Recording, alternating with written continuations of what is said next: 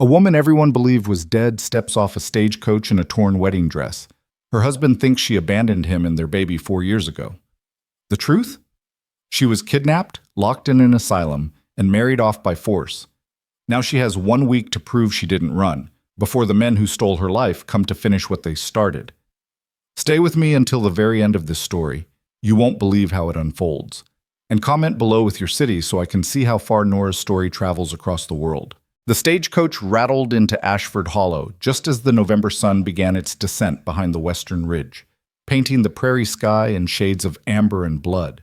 The wheels kicked up dust that hung in the cold air like a warning, and the few townspeople on Main Street stopped mid-step, their conversations dying on their lips. Because the woman who stepped down from that coach looked like a ghost. She wore what had once been a wedding gown, ivory silk now torn at the hem, stained with mud and God knew what else. Her dark hair, once carefully pinned, now fell in tangled waves past her shoulders. Her feet were wrapped in strips of cloth that had long since given up being shoes. But it was her eyes that truly stopped hearts. Those green eyes that hadn't seen kindness in 4 years. That had memorized every crack in a ceiling she'd been forced to stare at. That had wept themselves dry and then learned to weep again. Nora Ellington had come home, or rather, Nora Ashford, though she doubted anyone in this town would call her that now. She stood there on the weathered planks of the coach stop, her legs trembling from exhaustion and fear, and the sheer impossible fact that she was finally here. The driver was already hauling luggage down for the other passengers, a merchant and his wife, who were staring at Nora like she'd crawled out of a grave. But Nora had no luggage. She had nothing but the ruined dress on her back and a heart that was beating so hard she thought it might crack her ribs. "Sweet, merciful Jesus," someone whispered. "Is that—" "Can't be. But it looks like—" Nora Ashford's been gone 4 years. She ran off. Left her baby and didn't look back. Broke Reed's heart into pieces. The whispers slithered through the small crowd gathering on the street, and Nora felt each word like a lash. She'd known it would be like this. She'd had 4 years to imagine this moment, locked in that room with its barred windows and its smell of carbolic acid and despair. 4 years to know that when she finally escaped, if she escaped, no one would believe her. But she hadn't come back for the town's belief. She'd come back for her son. "Nora?" The voice came from behind her, and Nora's entire body went rigid. She knew that voice.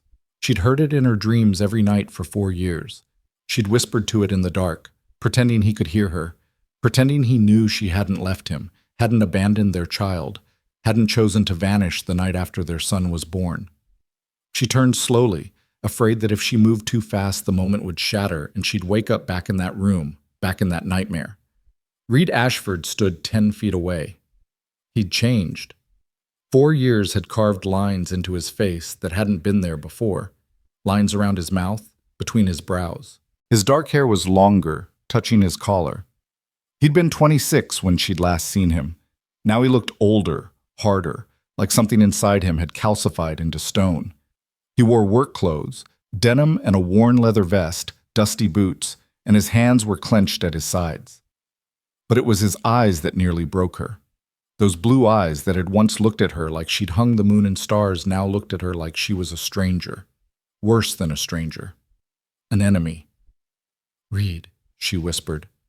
Her voice cracked on his name. "What are you doing here?" 4 words, flat, cold, each one a door slamming shut.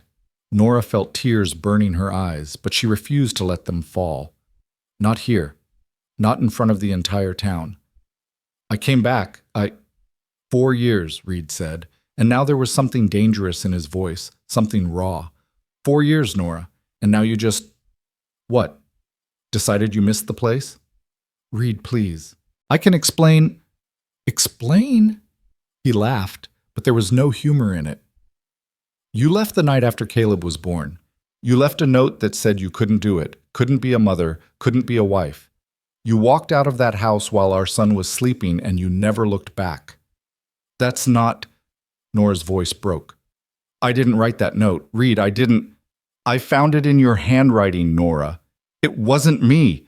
They forged it. They—" She took a step toward him, desperate, and he took a step back. The movement, that instinctive retreat, hurt more than anything else could have. Reed, please, just listen. Papa? The small voice cut through everything else like a knife. Nora's heart stopped. A little boy stood beside Reed. Not beside him, really, but slightly behind him, one small hand clutching Reed's leg.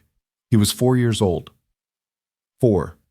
The same age as the hole in Nora's chest, the same age as the years she'd lost. Caleb, her son.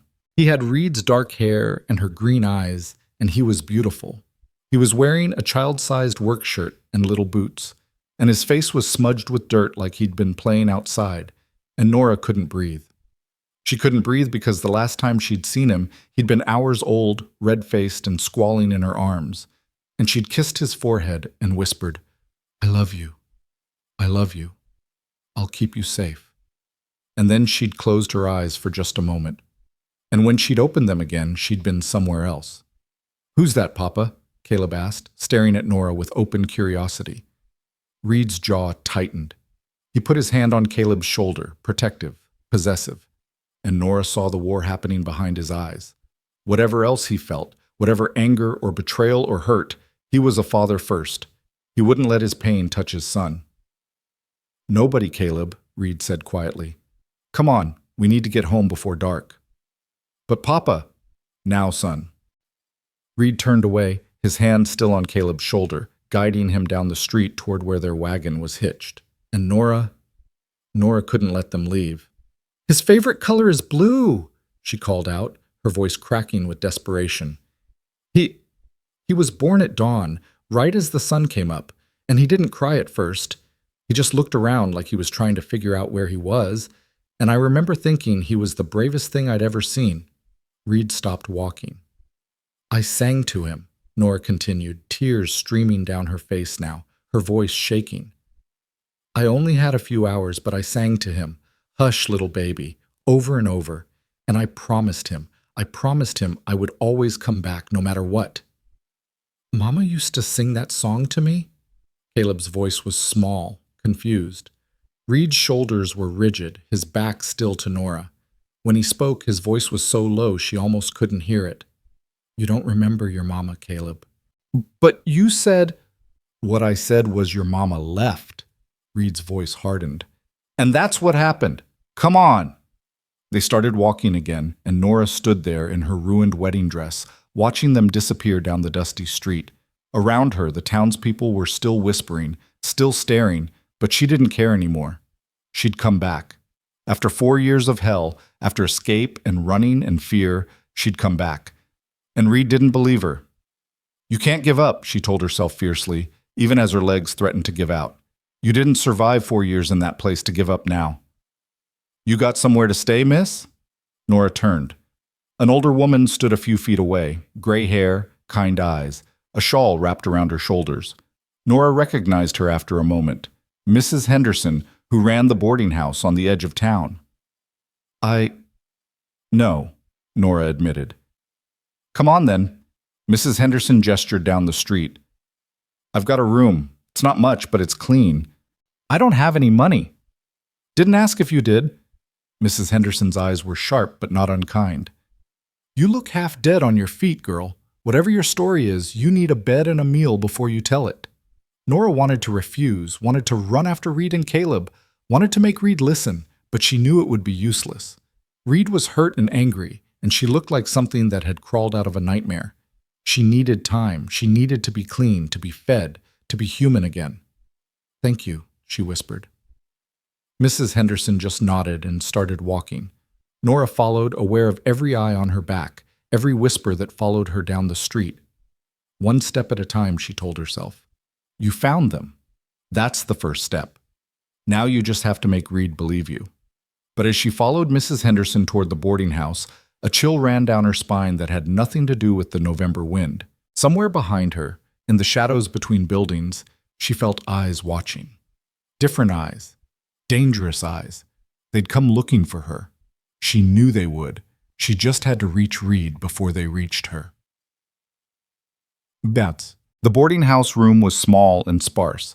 A bed, a washstand, a single window overlooking the alley, but to Nora, it felt like a palace. Mrs. Henderson brought up a basin of warm water, a bar of soap, and a plain cotton dress that had seen better days but was clean and whole. "Take your time," the older woman said. "I'll bring up some supper in an hour." Alone, Nora stripped off the wedding dress that had become her prison uniform, her escape clothes, her armor. She washed herself carefully, wincing at the bruises that still mottled her arms, the two sharp angles of her collarbones and ribs. 4 years of asylum food and fear had whittled her down to sinew and bone. But she was still here, still alive, still fighting. She pulled on the cotton dress. It hung loose on her frame, but it was clean and soft, and sat on the edge of the bed, her hands shaking. Now that she was alone, now that the adrenaline was fading, everything was catching up with her. The escape. The 3-day journey on foot and then by coach. The moment she'd seen Reed and Caleb, Reed's face, God, his face, the betrayal in his eyes. He thinks I left him. The thought made her want to scream. She'd spent 4 years imagining their reunion, imagining Reed's relief, his joy, his arms around her. She'd been so stupid. Of course he wouldn't believe her. Why would he? Everyone thought she'd run away. The note they'd forged in her handwriting, how had they done that? She still didn't know, had convinced everyone that she'd abandoned her family. But I didn't. I didn't. A knock at the door interrupted her spiraling thoughts. Mrs. Henderson entered with a tray, soup, bread, and weak tea. "Eat," she commanded, setting the tray on the small table. "You look like you haven't had a decent meal in months." "Years," Nora corrected quietly. Mrs. Henderson studied her for a long moment. "You want to tell me what really happened? You'd believe me?" "Don't know till I hear it." Nora picked up the spoon, her hand trembling. "The night after Caleb was born, I went to bed. Reed was watching the baby. I was exhausted. The birth had been long and difficult. I remember closing my eyes, and then..." She swallowed hard. "Then I woke up somewhere else. A room with white walls and bars on the windows. They told me I'd had a breakdown, that I'd tried to hurt myself, that I was being kept for my own protection." "Who told you this?" "The doctors, the nurses. The man who said he was my new husband." Mrs. Henderson's eyes widened. "You're what?" "They married me off, Mrs. Henderson, to a man named Lucian Braddock, a wealthy railroad baron who wanted a wife and didn't care that I already had a husband, a child, a life." Nora's voice broke. My father arranged it. He owed Lucian money, and Lucian wanted me, so they just took me. Drugged me, forged a note in my handwriting, told everyone I'd run away. And they kept me locked up for 4 years. Dear God, I escaped 3 weeks ago. I walked for 2 days before I found a town with a stagecoach. I had nothing, no money, no shoes, but I knew if I could just get back here, if I could just see Reed and Caleb again, I could make them understand. Tears were streaming down Nora's face now. But he doesn't believe me. Reed thinks I abandoned them. Mrs. Henderson sat down heavily on the bed beside her. That's quite a story, girl. You don't believe me either." "I didn't say that." The older woman's voice was gentle. "I said it's quite a story. But I saw your face when you looked at that little boy. I saw Reed's face too. There's history there, pain and love all tangled up. That's not something you can fake." "Then you'll help me? I'll give you a place to stay and food to eat," Mrs. Henderson said carefully. "Beyond that, you need to talk to Reed, really talk to him. And you need proof, girl. Without proof, it's your word against everyone's memories." "I know." Nora wiped her eyes. "But I had to come back. Even if no one believes me, even if Reed never forgives me, I had to try. Caleb deserves to know his mother didn't abandon him." Mrs. Henderson patted her hand. "Eat your soup. Get some rest. Tomorrow, you start fighting for your family." After the older woman left, Nora forced herself to eat, though the food tasted like ash in her mouth. She was exhausted, bone deep, soul deep, exhausted. But when she lay down, sleep wouldn't come. She kept seeing Reed's face, Caleb's confused eyes, the way Reed had stepped back from her like she was dangerous. She'd survived 4 years in hell. She'd escaped. She'd made it home. But the hardest part was just beginning. The next morning, Nora woke before dawn, her heart pounding. For a moment, one terrible, disorienting moment, she thought she was back in the asylum, back in that white room with its locked door and barred windows. But then she heard the sounds of the boarding house waking up around her, smelled bread baking somewhere below, and remembered, I'm free. I'm home. I'm close to Caleb. She dressed quickly in the borrowed cotton dress and made her way downstairs. Mrs. Henderson was in the kitchen, pulling fresh loaves from the oven. You're up early, the older woman observed. I need to see Reed. Where's his ranch? About 3 miles north of town, but Nora, I know he doesn't want to see me. I know he probably won't even let me on his property, but I have to try. Nora's voice was steady, determined. I spent 4 years locked away. I'm not going to waste a single day now that I'm free. Mrs. Henderson studied her for a moment, then nodded. There's a horse in the stable out back. Old mare named Daisy. You can borrow her. But Nora? Reed Ashford's not the same man you left behind. 4 years of thinking you abandoned him and your son. It changed him, made him harder. Don't expect miracles. I'm not expecting miracles, Nora said quietly. I'm just expecting a chance. The ride north took longer than she'd anticipated. Daisy was indeed old and in no particular hurry, but Nora didn't mind. It gave her time to think, to rehearse what she'd say, to prepare herself for Reed's anger. The Ashford Ranch appeared as the sun crested the horizon, painting the prairie in shades of gold and rose. It was bigger than Nora remembered. More fences, a new barn, additional corrals. Reed had been building something, building a life, without her. She dismounted at the gate, her legs shaking. The house sat at the end of a long dirt drive, a 2-story structure with a wide porch and smoke curling from the chimney. It looked warm, lived in, like a home. Nora had taken 3 steps toward the house when the front door opened and Reed stepped out, a rifle in his hands. That's far enough, he called out. Nora stopped, her hands raised slightly. I'm not here to cause trouble. Then why are you here? Reed descended the porch steps, the rifle held loosely but ready. In the morning light, she could see him more clearly, the exhaustion in his face, the wariness in his eyes. I thought I made myself clear yesterday. You did, but I came back anyway. Nora took a careful breath. Reed, I know you don't believe me. I know what you think happened, but I'm asking you, begging you, to give me a chance to explain. I don't need explanations. I need you to leave. No. Reed's eyes narrowed. No?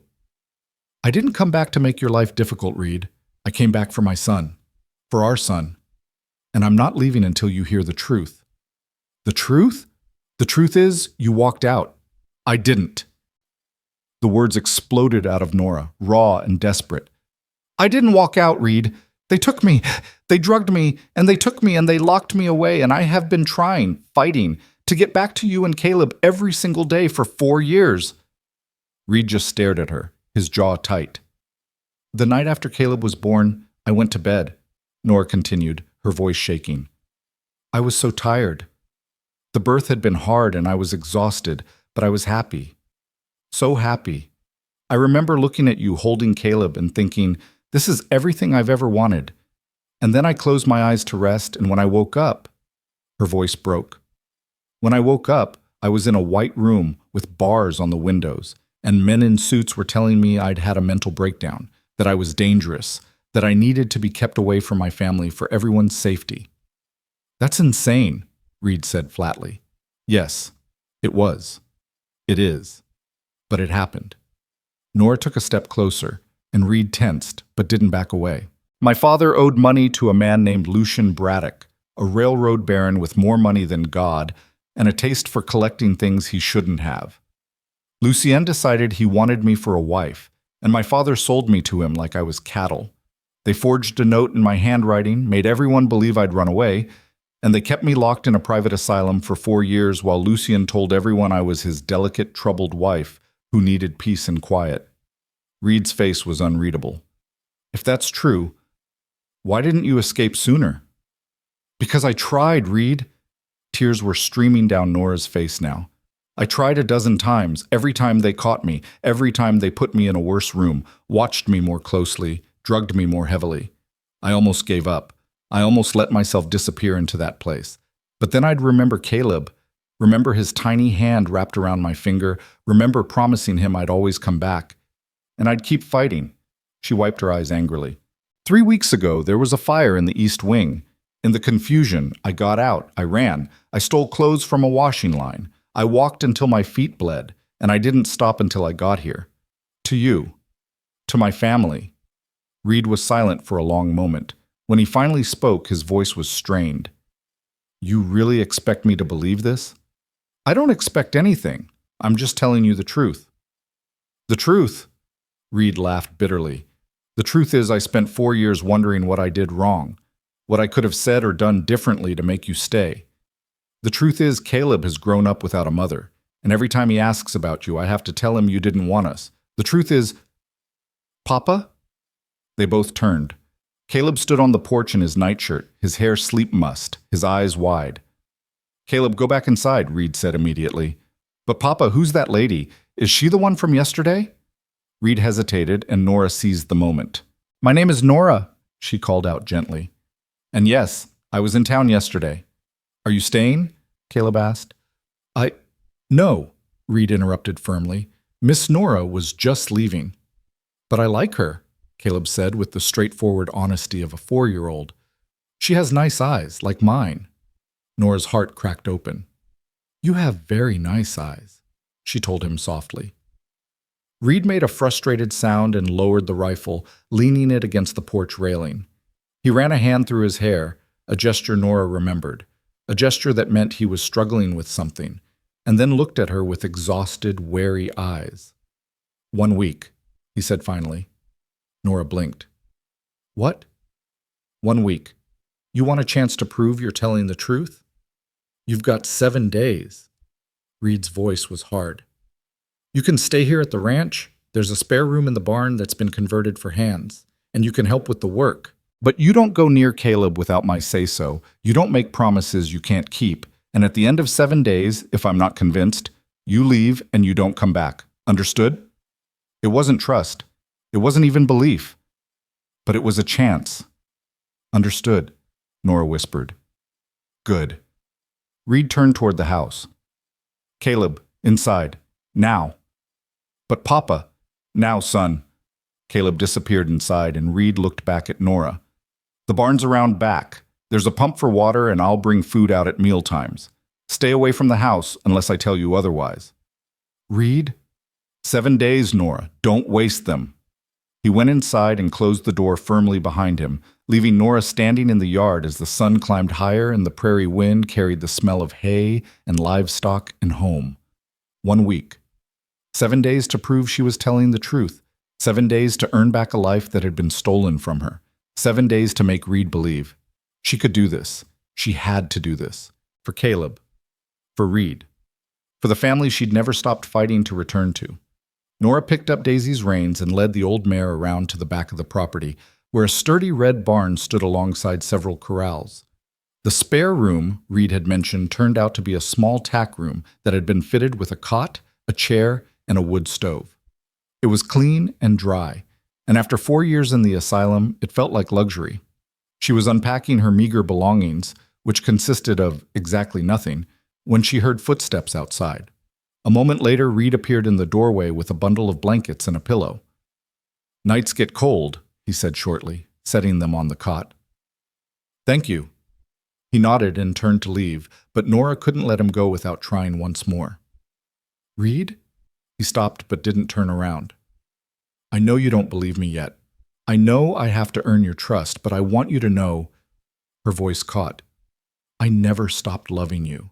Even when I thought I'd never see you again, even when I thought I'd die in that place, I never stopped loving you or Caleb. You two were the reason I survived. Reed's shoulders tensed.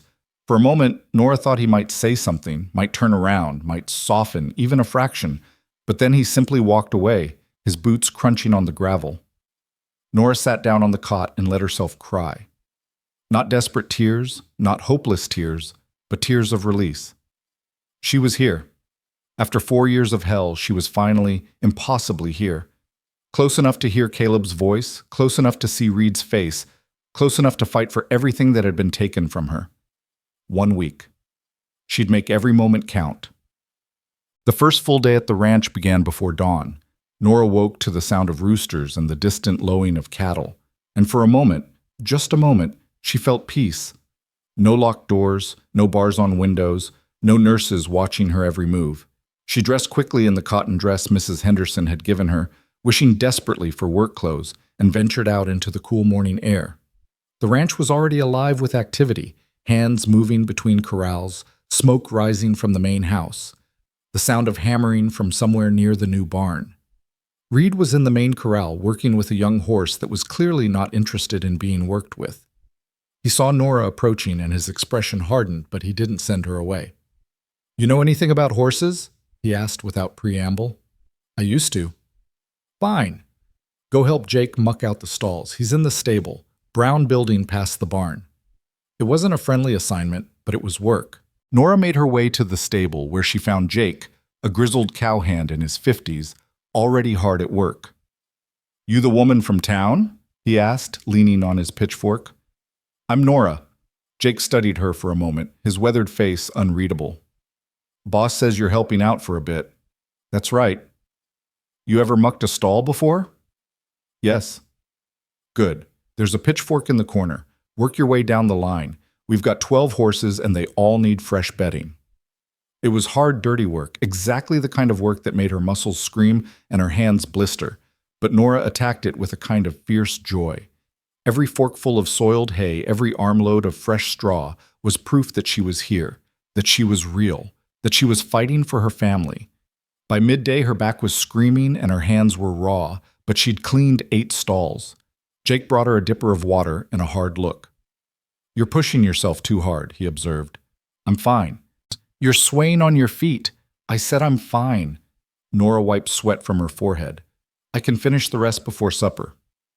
Jake was silent for a moment, then said quietly, "Reed's a good man. Best boss I've ever had. 4 years ago, when you left, it nearly destroyed him. He had a newborn son and a ranch to run and a heart that was broken into pieces. I watched him put himself back together through sheer stubbornness and love for that little boy. So whatever your story is, whatever you're here to prove, you better be damn sure it's the truth. Because if you hurt him again, you'll have more than just Reed to answer to." "I understand," Nora said quietly. "And for what it's worth, I never wanted to hurt him in the first place." Jake nodded slowly. "Finish up here, then go get some food. Boss left a plate for you on the porch." The plate turned out to be simple fare: bread, cheese, and an apple, but Nora ate it like it was a feast. She was sitting on the porch steps, exhausted and filthy, when she heard the sound of childish laughter coming from the field behind the house. She couldn't help herself. She followed the sound. Caleb was in the field with Reed, trying to fly a kite that kept diving into the grass. Reed was patient, showing him how to hold the string, how to read the wind. And Caleb was laughing, pure, joyful, childish laughter, and Nora felt her heart break and mend simultaneously. This is what I missed. 4 years of this. "Did you finish your work?" Reed's voice was sharp, pulling her from her thoughts. He'd spotted her standing at the edge of the field. "Yes," Nora said. I was just... "Papa, can the lady help us?" Caleb called out, oblivious to the tension. "No, son. Miss Nora has other things to do." "But I'm not good at the kite," Caleb protested. "Maybe she knows how." Reed looked torn, caught between his desire to keep Caleb away from Nora and his son's natural curiosity. Finally, he said stiffly, 5 minutes, that's all." Nora approached carefully, aware of Reed's watchful eyes. Caleb handed her the kite string with absolute trust, and Nora had to blink back tears. "The trick," she said gently, kneeling beside him, "is to let the wind do most of the work. You just hold steady and guide it." She helped him launch the kite, and this time it caught the wind properly, soaring up into the blue prairie sky. Caleb's face lit up with pure delight. "I did it! Papa, look!" "I see it, son." Reed's voice was softer now, watching his boy. "You're doing real good." They flew the kite together for the promised 5 minutes. Nora and Caleb side by side, Reed standing a few feet away.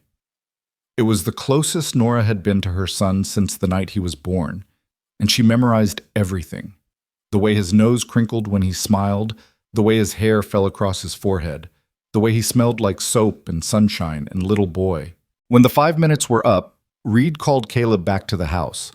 But before he left, Caleb turned to Nora with a shy smile. "Thank you for helping me," he said solemnly.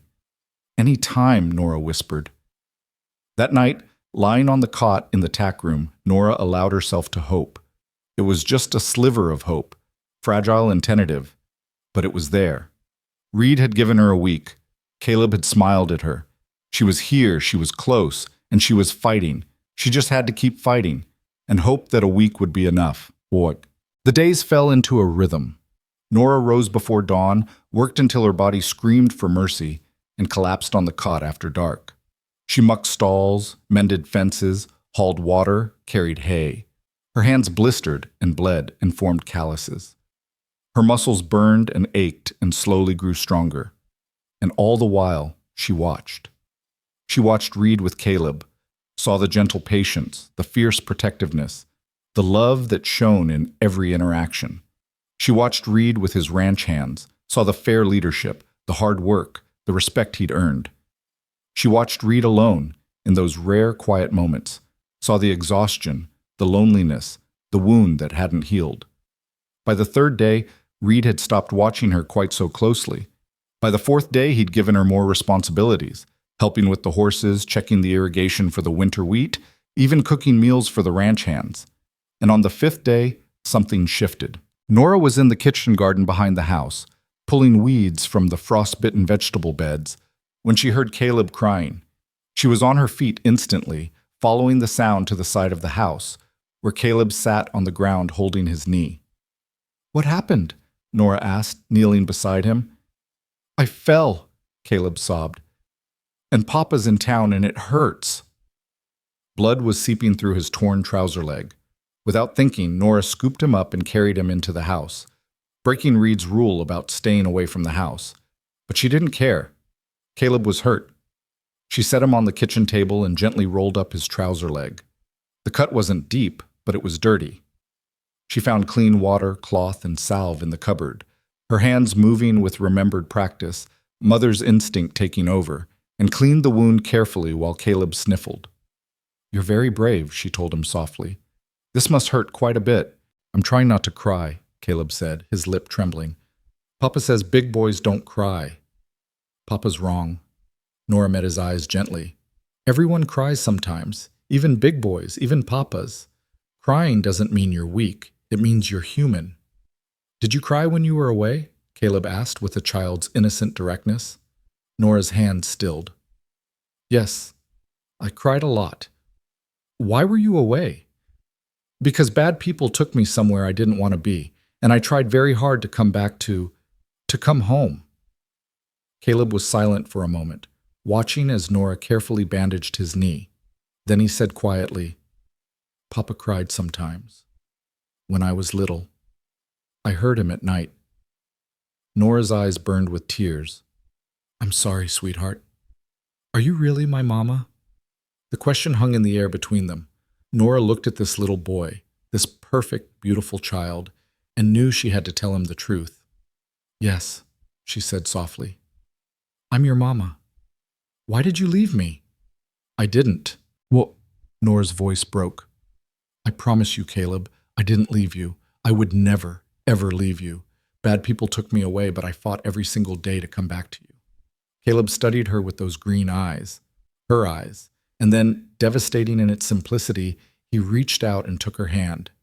"I'm glad you came back." Nora pulled him into a hug, careful of his injured knee, and let herself cry. Caleb wrapped his small arms around her neck and held on tight, and Nora thought, This is what I was fighting for. This moment right here. That's how Reed found them when he returned from town. Nora and Caleb wrapped around each other at the kitchen table, both of them crying. "What the hell is going on?" Reed's voice was sharp with alarm. "Papa!" Caleb pulled back from Nora, wiping his eyes. "I fell and hurt my knee and Miss Nora fixed it." Reed's eyes went from Caleb's bandaged knee to Nora's tear-stained face. You were supposed to stay away from the house. He was hurt, Nora said quietly. And you weren't here. What was I supposed to do?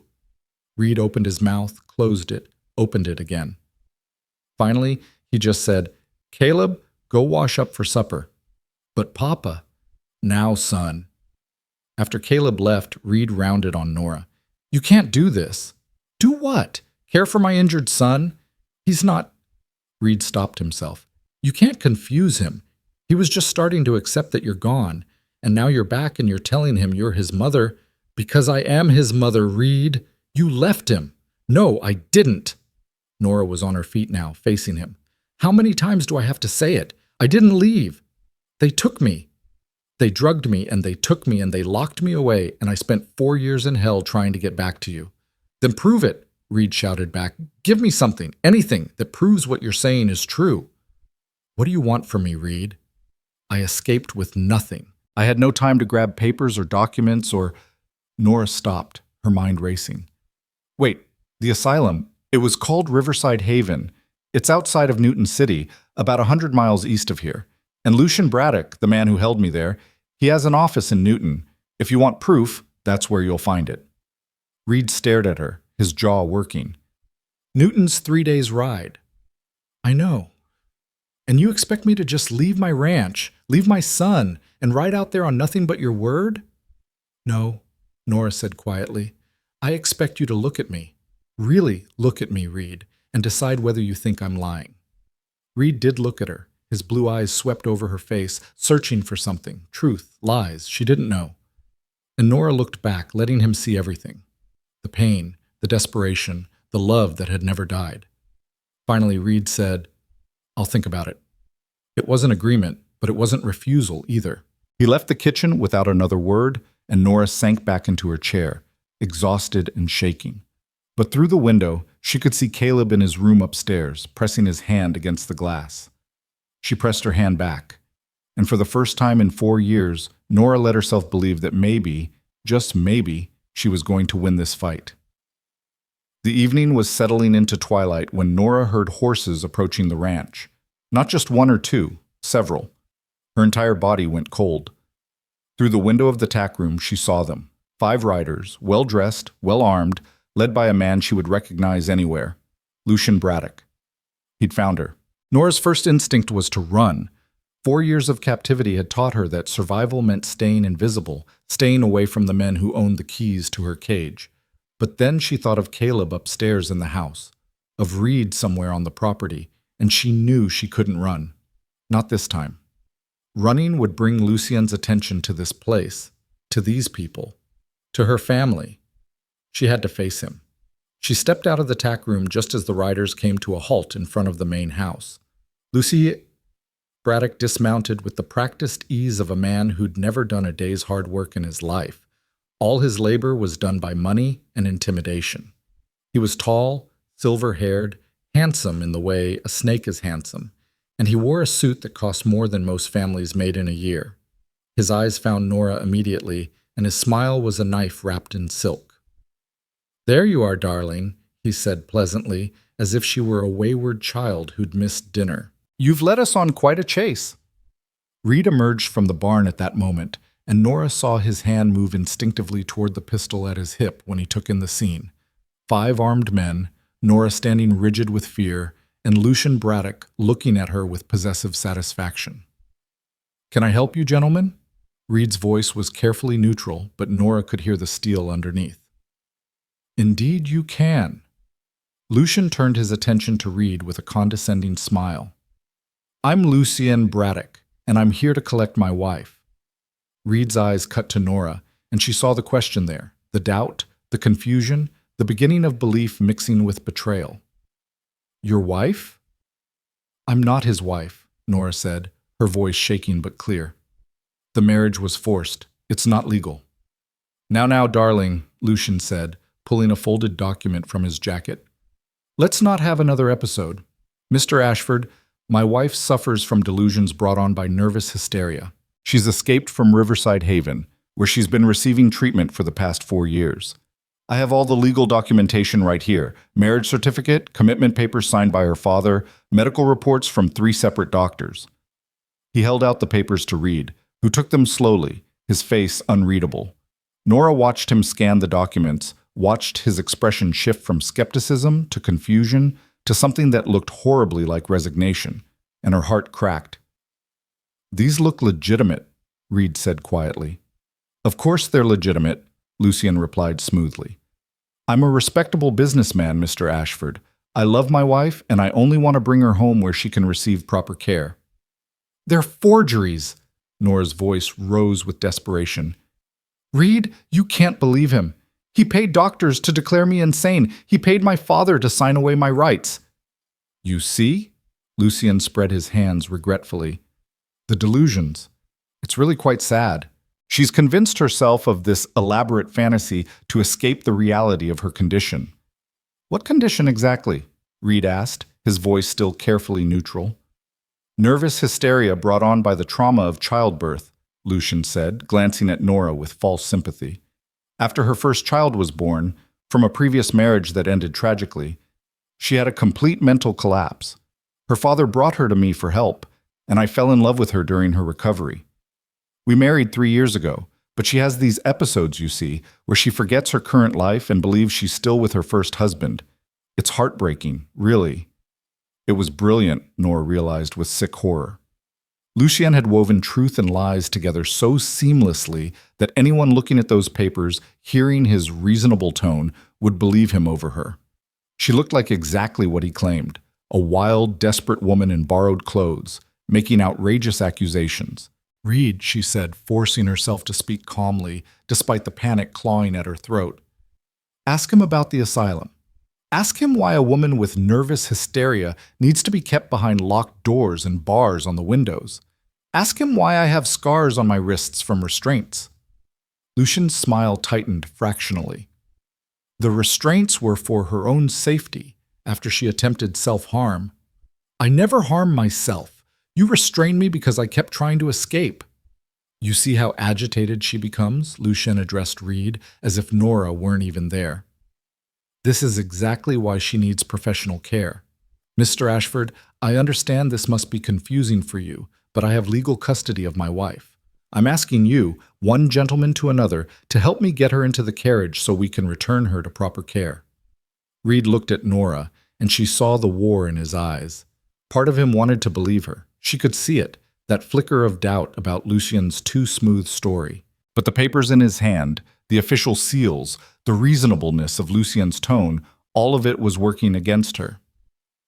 "Show him your wrist," Reed said suddenly. Nora blinked. "What?" "You said you have scars. Show him. Show all of us." Hope flared in Nora's chest. She pulled up her sleeves, revealing the white scars that circled both wrists, like bracelets. Evidence of 4 years of restraints, of fighting, of desperate attempts to free herself. Lucian barely glanced at them. "As I said, from the restraints necessary to prevent self-harm." "Those aren't self-harm scars," Reed interrupted. His voice was still quiet, but now it held an edge. "I've seen self-harm scars. I've seen restraint scars too, from when we had to rope a ranch hand who went mad from fever. Those scars are from someone fighting to get free. Mr. Ashford, and another thing." Reed took a step forward, positioning himself between Nora and Lucian. "If she's your wife, and she's been in your care for 4 years, why is she half-starved? Why does she look like she hasn't had a decent meal in months? That's not the look of someone receiving proper care." Lucian's pleasant mask slipped, revealing something cold and dangerous underneath. "You're interfering in a legal matter, Mr. Ashford. I strongly suggest—" "I'm not interfering in anything," Reed said flatly. "But I'm not going to let you drag a woman off my property against her will without more than some papers that might be forged and a story that doesn't add up." "The papers are not forged." Lucian's voice hardened. "And I have every legal right." "Then you won't mind waiting while I send word to Judge Crane in town," Reed countered. "He can verify the documents, and if they're legitimate, I'll help you load Mrs. Braddock into your carriage myself. But until then, she stays here." The two men stared at each other, and Nora could see Lucian calculating, weighing his options, deciding whether to push harder or retreat temporarily. Around them, his 4 men had their hands near their weapons, and Nora saw Jake and 2 other ranch hands emerge from the barn, also armed. "You're making a mistake," Lucian said softly. "I have connections, Mr. Ashford, powerful connections. If you harbor my wife against her legal guardian's wishes, I'm not harboring anyone. I'm asking you to wait while the law sorts this out." Reed's voice was calm but immovable. "Unless you have something to hide." For a long moment, no one moved. Then Lucien smiled that terrible, cold smile and remounted his horse. "Very well. I'll return with Judge Crane and the county sheriff, but I want it noted that you're holding my wife here against my explicit wishes and against legal documentation." He looked at Nora, and his eyes promised punishment. "I'll see you soon, darling, and when I do, we'll have a long talk about your behavior." He wheeled his horse around and rode off, his men following. They disappeared down the road in a cloud of dust, and Nora felt her legs give out. She would have fallen if Reed hadn't caught her. "Easy," he said, his arm around her waist. "Easy now." "He's going to come back," Nora whispered, trembling. "He's going to bring the sheriff and the judge. And those papers, Reed, those papers look real because he has enough money to make anything look real. I know. You believe me?" She looked up at him, hardly daring to hope. Reed was quiet for a moment, his blue eyes searching her face. "I don't know what I believe yet. But those scars on your wrists, the way you looked at him, that was real fear, Nora. And the story he told had holes in it big enough to drive a wagon through. So I'm willing to give you the benefit of the doubt until we can get to the truth. It wasn't trust. Not yet. But it was more than she'd had 5 minutes ago." "Thank you," she breathed. "Don't thank me yet. If those papers are legitimate, they're not. But if they are," Reed continued firmly, "I can't keep you here against the law. You understand that?" "I understand."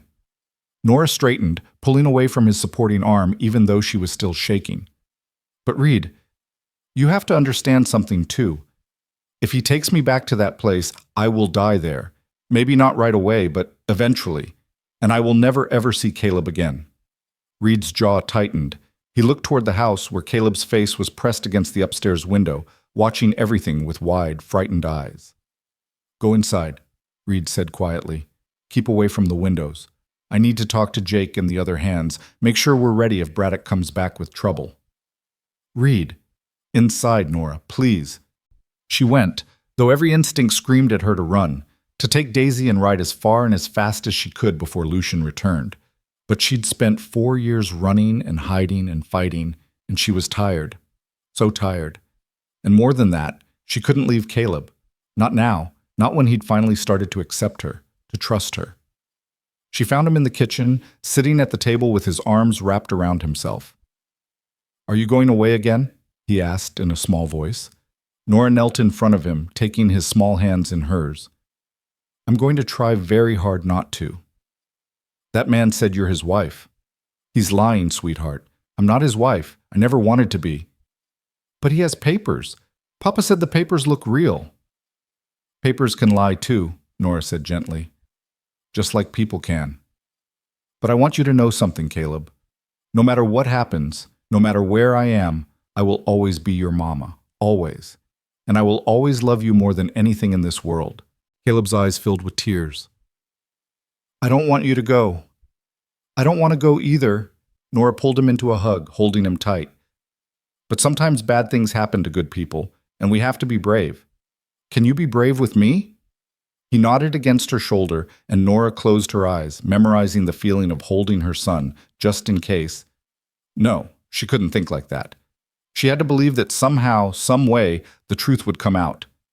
Reed came in an hour later, his face grim. "Jake's riding to town to get Judge Crane. He should be back by morning. And if the judge sides with Lucian, then we deal with that when it happens." Reed pulled out a chair and sat heavily. "Tell me everything about this place. Riverside Haven. What did it look like? How many people worked there? What did they do to you?" So Nora told him. She told him about waking up in that white room, about the nurses who administered drugs to keep her compliant, about the doctors who documented her delusions and episodes. She told him about Lucian's visits, How he'd sit in a chair across from her bed and talk to her like she was a thing he owned. How he'd tell her about the life they'd have together once she recovered. How he'd shown her forged photographs of their wedding and their honeymoon. She told him about the other women in the asylum, women whose families had committed them for being too independent, too difficult, too inconvenient. She told him about the bars on the windows, the locks on the doors, the restraints they used when anyone fought back. And she told him about her escape. There was a fire, she said, her voice distant with memory. In the East Wing, one of the other patients, a woman named Margaret, she'd been saving matches, hiding them in her mattress. She set it ablaze one night, and in the confusion, I ran. The nurses were trying to evacuate patients. The doctors were trying to save their records. And I ran. I stole a dress from a washing line at a house a mile away, stole bread from a baker's cart, and I walked. For 2 days I walked, staying off the roads, hiding when I heard horses. And then I found a town with a stagecoach, and She stopped, her throat tight. I stole money from a church poor box. I'm not proud of it, but I had to get home. Reed was quiet for a long moment. How did they drug you that first night? The night they took you? I don't know. Something in my water, maybe? Or maybe they used chloroform when I was already asleep. All I know is I went to bed in our house, and I woke up in hell. And your father? My father. Nora's voice turned bitter. He's the one who arranged it all. He owed Lucian money, gambling debts, and when he couldn't pay, Lucian offered him a deal. Clear the debt in exchange for me. My father always did value money more than family. Where is he now? Dead, as far as I know. Lucien mentioned it once, said my father had drunk himself to death within a year of selling me. I felt nothing when I heard it. Is that terrible? No, Reed said quietly. It's human. They sat in silence for a while, and then Caleb appeared in the doorway in his nightshirt, rubbing his eyes. Can't sleep, he mumbled. Reed opened his arms, and Caleb climbed into his lap, resting his head against his father's chest. Reed held him close, one hand stroking his dark hair, and Nora felt her heart break all over again at the sight of them. Her family, right here, and still somehow out of reach. Tell me a story, Papa, Caleb said sleepily. I'm not much good at stories, son. Miss Nora can tell one. Caleb looked at Nora with those green eyes. Will you? Nora glanced at Reed, who gave a slight nod. Permission. All right, she said softly. Once upon a time, there was a brave little boy who lived on a ranch with his papa, and the little boy's mama had to go away on a very long journey, not because she wanted to, but because bad people made her. But every single night, even though she was far away, the mama would look up at the stars and make a wish. Do you know what she wished for? Caleb shook his head, already half asleep. She wished that somehow, some way, she would find her way back to her little boy, because she loved him more than all the stars in the sky, more than all the grass on the prairie, more than anything in the whole wide world. Nora's voice caught. And one day, after a very long time, her wish came true. She found her way home, and she never, ever wanted to leave again. Caleb was asleep before she finished, his breathing slow and even against Reed's chest. Reed sat there for a moment longer, looking at his son, and when he finally looked up at Nora, his eyes were wet. I want to believe you, he said hoarsely. God help me, Nora. I want to believe every word you've said. Then believe me. It's not that simple. 4 years, Nora. 4 years of thinking you chose to leave, of explaining to my son why his mama didn't want us. I did want you. I do want you. Both of you. More than anything. Reed stood carefully, cradling Caleb, and carried him upstairs. When he came back down, his face was set in hard lines. We'll wait for the judge, he said, and we'll hear what he has to say about those papers. But Nora, if there's even a chance that what Lucien says is true, that you were actually married to him and committed legally, it's not true. But if it is, I can't keep you here. I won't break the law, even for... He stopped himself. Even for me, Nora finished quietly. Reed looked at her for a long moment, and in his eyes she saw all the years of hurt, all the love that had never quite died, all the desperate hope that maybe, just maybe, he'd been wrong about her. Get some sleep, he said finally. Tomorrow's going to be a long day. But Nora couldn't sleep. She lay on the cot in the tack room, staring at the ceiling, listening to the sounds of the ranch at night, cattle lowing, horses moving in their stalls, the wind whistling through the eaves. And she thought about Lucien, about his cold smile and his threats, about the power he wielded and the money he could use to make lies look like truth. She thought about Reed's face when he'd seen those papers, the way belief and doubt had warred in his eyes. She thought about Caleb, asleep upstairs, dreaming whatever dreams 4-year-old boys dreamed. And she made a decision. If the judge sided with Lucien, if the law said she had to go back to that place, she wouldn't go quietly. She would fight. She would tell everyone what had been done to her, would drag Lucien's crimes into the light, even if no one believed her. Because Caleb deserved to know his mother hadn't abandoned him. Reed deserved to know she'd never stopped loving him. And she deserved to fight for her freedom, even if she lost. Morning came too soon. Nora woke to the sound of horses and voices. Judge Crane had arrived, along with Jake and 2 other men from town. She dressed quickly and emerged from the tack room to find them all gathered in the yard.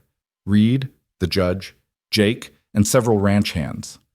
Judge Elwood Crane was an older man with white hair and sharp eyes, wearing a long coat against the morning chill. He looked at Nora with neither sympathy nor condemnation, just professional assessment. "Mrs. Ashford," he said. Or should I say Mrs. Braddock? "My name is Nora Ashford," she said clearly. "I was never legally married to Lucien Braddock. Mr. Braddock has provided documentation that says otherwise." The judge held up the papers Lucien had shown Reed the night before. "Marriage certificate dated 3 years ago. Commitment papers signed by your father. Medical evaluations from 3 separate doctors. All appear to be properly notarized and filed with the appropriate authorities. They're forgeries paid for by Lucien Braddock to cover up kidnapping and false imprisonment." "That's a serious accusation, Mrs." The judge paused. "What would you like me to call you?" "Nora. Just Nora?" "Very well. Nora, these are serious accusations. Do you have any proof to support them?" "I have my testimony. I have my scars." She held up her wrists. "I have 4 years of missing life that can be verified if you send someone to Riverside Haven to investigate how that place really operates. And Mr. Braddock has documentation, multiple witnesses, and a reputation as a respected businessman." Judge Crane's tone was neutral but not unkind. "You understand my difficulty here." I understand that money and power can make anything look legitimate," Nora said, "but that doesn't make it true." "Perhaps not, but it does make it legal until proven otherwise." The judge looked at Reed. "Mr. Ashford, what's your involvement in this matter?" "Nora is my wife," Reed said, and Nora's heart stopped. "We were married 5 years ago. She disappeared 4 years ago, the night after our son was born. Until 6 days ago, I believed she'd abandoned us. Now I'm not so sure." "You believe her story about being kidnapped and held against her will?" Reed hesitated and Nora held her breath. Finally he said, "I believe something happened to her, something bad. Whether it's exactly what she claims, I don't know. But I know the woman I married wouldn't have left our son willingly.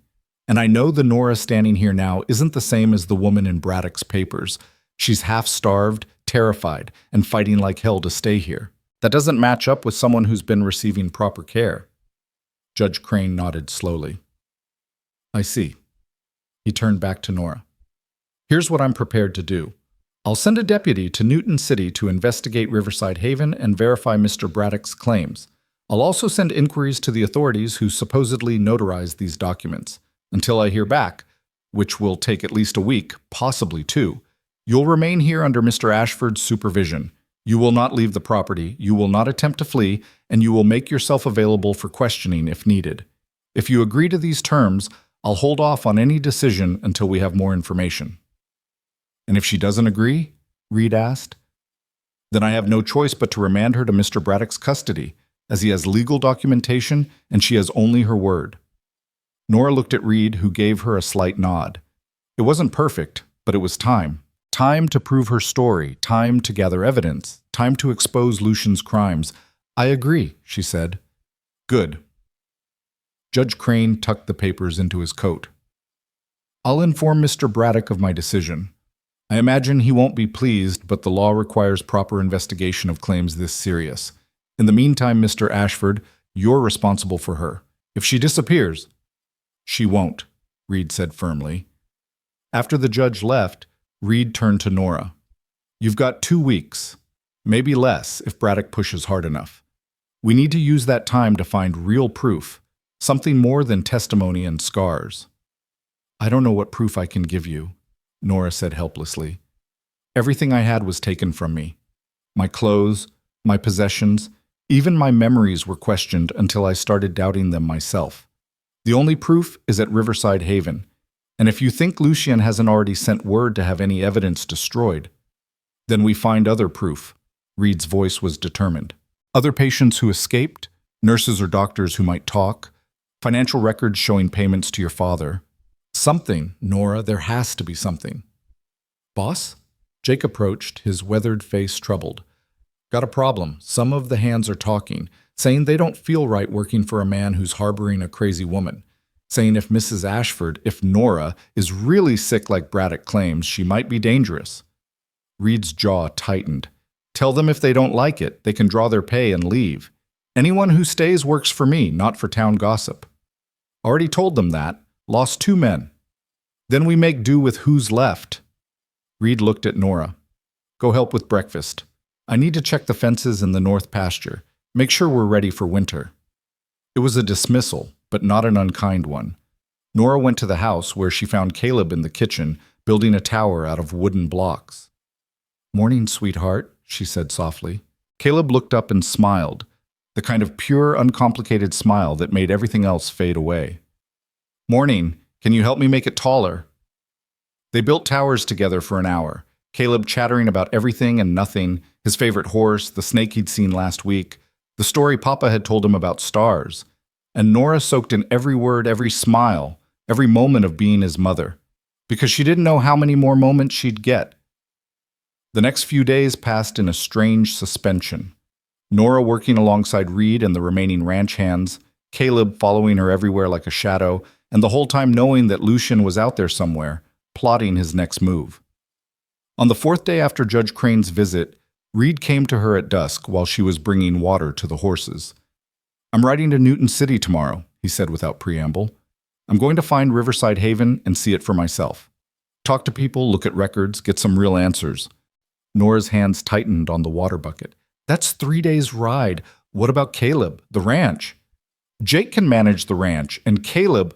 Reed paused. I'm trusting you with him, Nora. Mrs. Henderson will come stay at the house to help, but you'll be his primary caretaker. Can you do that? Yes. The word came out fierce and certain. Yes, Reed. I can do that. I know. His eyes held hers. That's why I'm asking. I'm starting to believe you, Nora, about all of it. But I need to see the truth with my own eyes. I need to be able to tell my son, when he's old enough to understand, that I did everything I could to find out what really happened to his mother. Thank you, Nora whispered. Reed reached out and touched her cheek, just a brief touch, but it sent warmth flooding through her. Don't thank me yet. Lucien's probably watching the ranch. The minute I leave, he might try something. You need to be careful. Stay close to the house, keep Caleb with you, and if anyone shows up, anyone at all, you send for Jake immediately. Understood? Understood. That night, Nora lay awake in the tack room, listening to the sounds of Reed packing for his journey. She wanted to go to him, to tell him all the things she'd been holding back, how much she still loved him, how grateful she was for this chance, how terrified she was that it would all fall apart. But she stayed where she was, because some conversations needed time and proof and healing before they could happen. Reed left at dawn. Caleb cried when he saw his father riding away, and Nora held him close, murmuring reassurances. Papa will be back soon, she promised. He's going to find out the truth, and then everything will be all right. What if the bad man comes back? Caleb asked, his face pressed against her shoulder. Then we'll be brave together, you and me, Mrs. Henderson arrived an hour later, carrying a basket of supplies and wearing a determined expression. All right, girl, Reed told me what's happening. I'll stay here at the house, help with the cooking and such.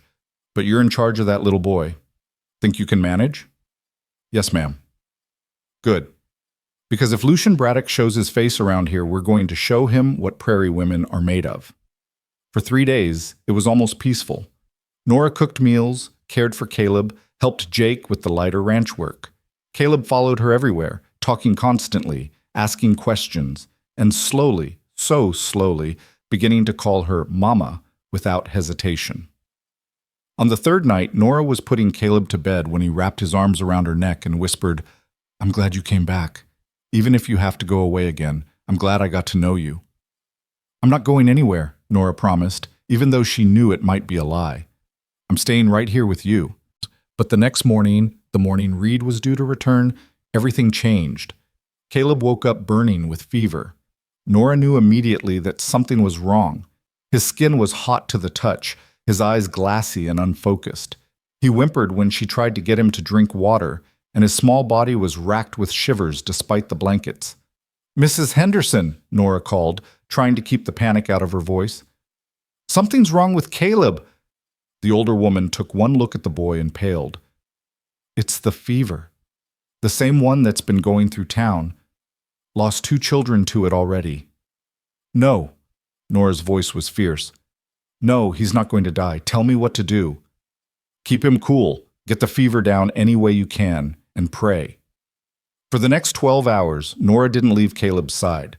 She bathed him with cool cloths, forced water down his throat drop by drop, sang to him when he cried, held him when he shook. Mrs.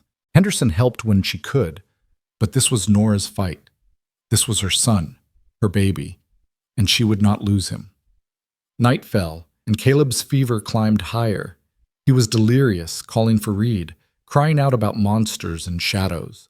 Nora held him against her chest, rocking him, whispering every prayer she could remember. "Please," she whispered to whatever god might be listening. "Please don't take him from me. Just got him back, please." Dawn was breaking when the fever finally crested. Caleb's skin was still hot, but not the terrifying burning heat of the night before. His breathing was easier, and when Nora bathed his forehead with cool water, his eyes fluttered open. "Mama?" he whispered. "I'm here, sweetheart. I'm right here." "I don't feel good." "I know, baby, but you're going to be all right. The fever's breaking." Caleb closed his eyes again, but this time it was true sleep, not the restless, fevered unconsciousness of before. Nora held him, tears streaming down her face, and let herself believe that maybe, just maybe, the worst was over. That's when she heard the horses, multiple riders coming fast. Through the window she saw them, Lucien and his men, along with 2 men wearing badges, the sheriff and his deputy. Mrs. Henderson appeared in the doorway, her face grim. "They've got papers, Nora. Legal orders. Judge Crane's investigation came back. Lucian's lawyers got to the right people, paid off the right witnesses. They're saying the commitment was legitimate, that you're legally Lucian's wife, and that you need to be returned to his custody immediately." "No." Nora looked down at Caleb, still sleeping, still fighting the fever. "No, I'm not leaving him. Not now. You might not have a choice." "Then I'll make a choice." Nora's voice was steel. "Go get Jake. Tell him to get every ranch hand we have, every person in town who might listen. I'm not going quietly. If they want to take me, they're going to have to drag me out of here in front of everyone. And I'm going to tell the truth, the whole truth, where everyone can hear it." Mrs. Henderson nodded once and disappeared. Nora heard her calling for Jake, heard the ranch coming alive with voices and movement. She looked down at Caleb, pressed a kiss to his hot forehead, and whispered, "I love you. No matter what happens next, remember that I love you." Then she stood, laid Caleb gently in his bed, and went downstairs to face the men who wanted to take her freedom. She'd survived 4 years in hell. She'd fought her way home. She'd nursed her son through fever. She could do this. She had to do this, because this was her last chance to fight for her family, and she wasn't going to waste it. Retried. Nora stepped out onto the porch, just as Lucien dismounted from his horse with the casual confidence of a man who knew the law was on his side. The sheriff and his deputy flanked him, both looking uncomfortable but determined. Behind them, Lucien's 4 hired men sat their horses like sentinels, hands resting near their weapons. The ranch yard had filled with people in the few minutes since Mrs. Henderson had sounded the alarm. Jake and the remaining ranch hands stood in a loose semicircle, armed but not threatening. Beyond them, townspeople had begun to arrive, drawn by curiosity or concern. Nora couldn't tell which. She recognized faces from Main Street, from the boarding house, from the general store. All of them watching, all of them waiting to see what would happen. Good. She wanted witnesses. Nora, Lucian said pleasantly, spreading his hands as if greeting an old friend. There you are, darling. It's time to come home now. I am home, Nora said, her voice carrying across the yard. This is my home. That little boy upstairs is my son, and you have no right to take me from them. The sheriff stepped forward, pulling a folded document from his coat. Ma'am, I'm afraid I do have the right. Judge Crane's investigation confirmed Mr. Braddock's documentation. You're legally his wife, and he has legal custody of you due to your medical condition. I'm here to enforce the law. Then the law is wrong, Nora said flatly. She looked past the sheriff to the gathered crowd, raising her voice so everyone could hear. 4 years ago, I didn't abandon my husband and newborn son. I was kidnapped, drugged, and taken from my bed in the middle of the night. My father sold me to Lucien Braddock to pay his gambling debts, and Lucien locked me away in an asylum where he kept me prisoner for 4 years. Murmurs rippled through the crowd.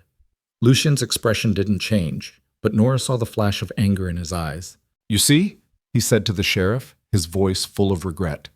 The delusions again. Sheriff, please, this is painful for everyone involved.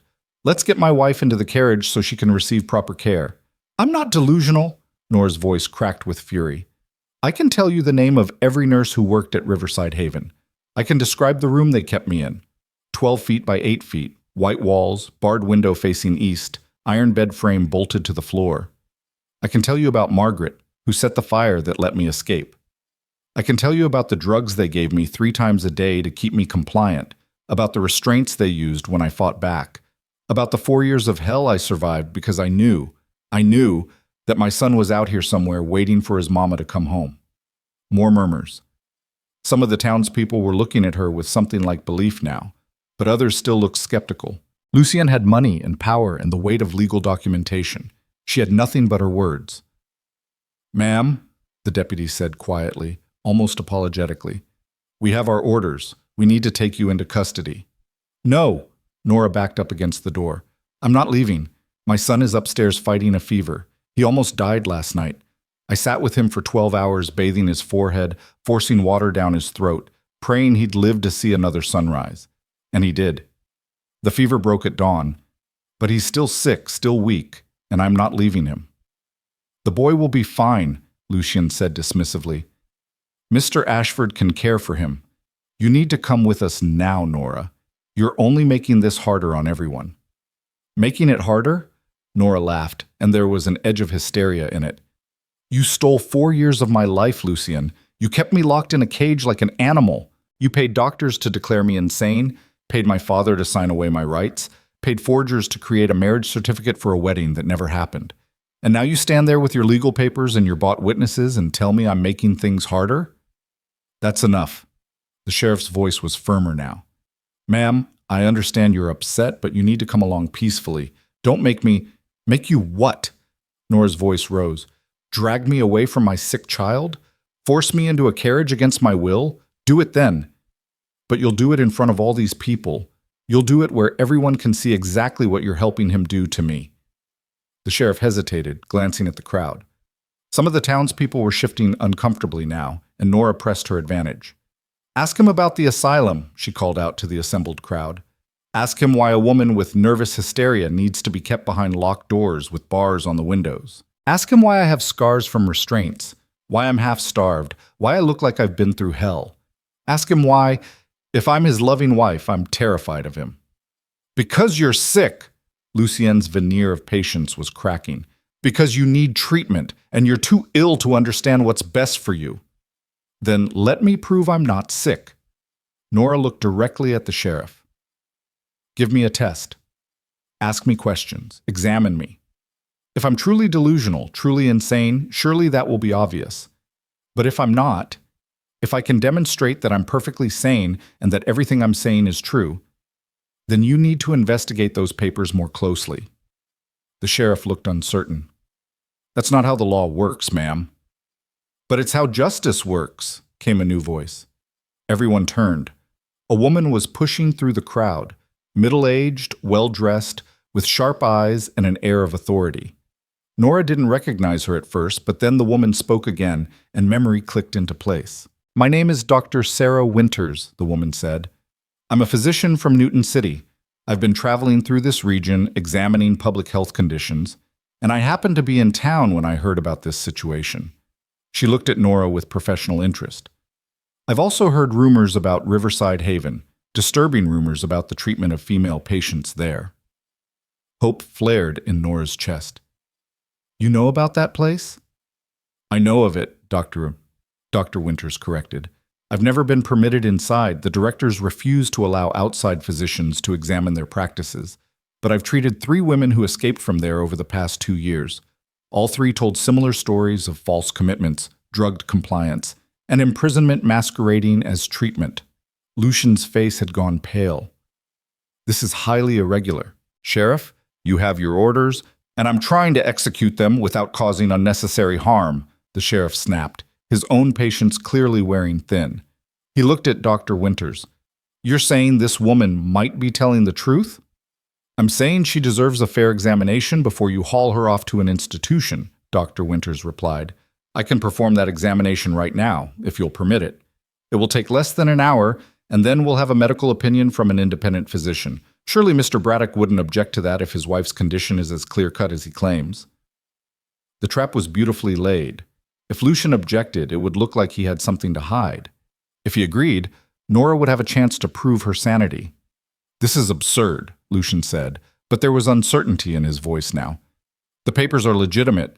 The commitment was legal. Then you have nothing to fear from an independent examination," Dr. Winters said coolly, "unless, of course, you do have something to hide." The crowd was fully engaged now, watching the standoff with rapt attention. The sheriff looked from Dr. Winters to Lucian to Nora, clearly trying to decide what the right course of action was. "1 hour," he said finally. "Dr. Winters can examine Mrs." He paused. "Can examine the lady in question, but Mr. Braddock stays on the property, and my deputy stays at the door. After the examination, we proceed according to the law. Agreed?" It wasn't perfect, but it was a chance. "Agreed," Nora said immediately. "This is outrageous," Lucian began. "1 hour won't make a difference if your papers are as solid as you claim," the sheriff interrupted.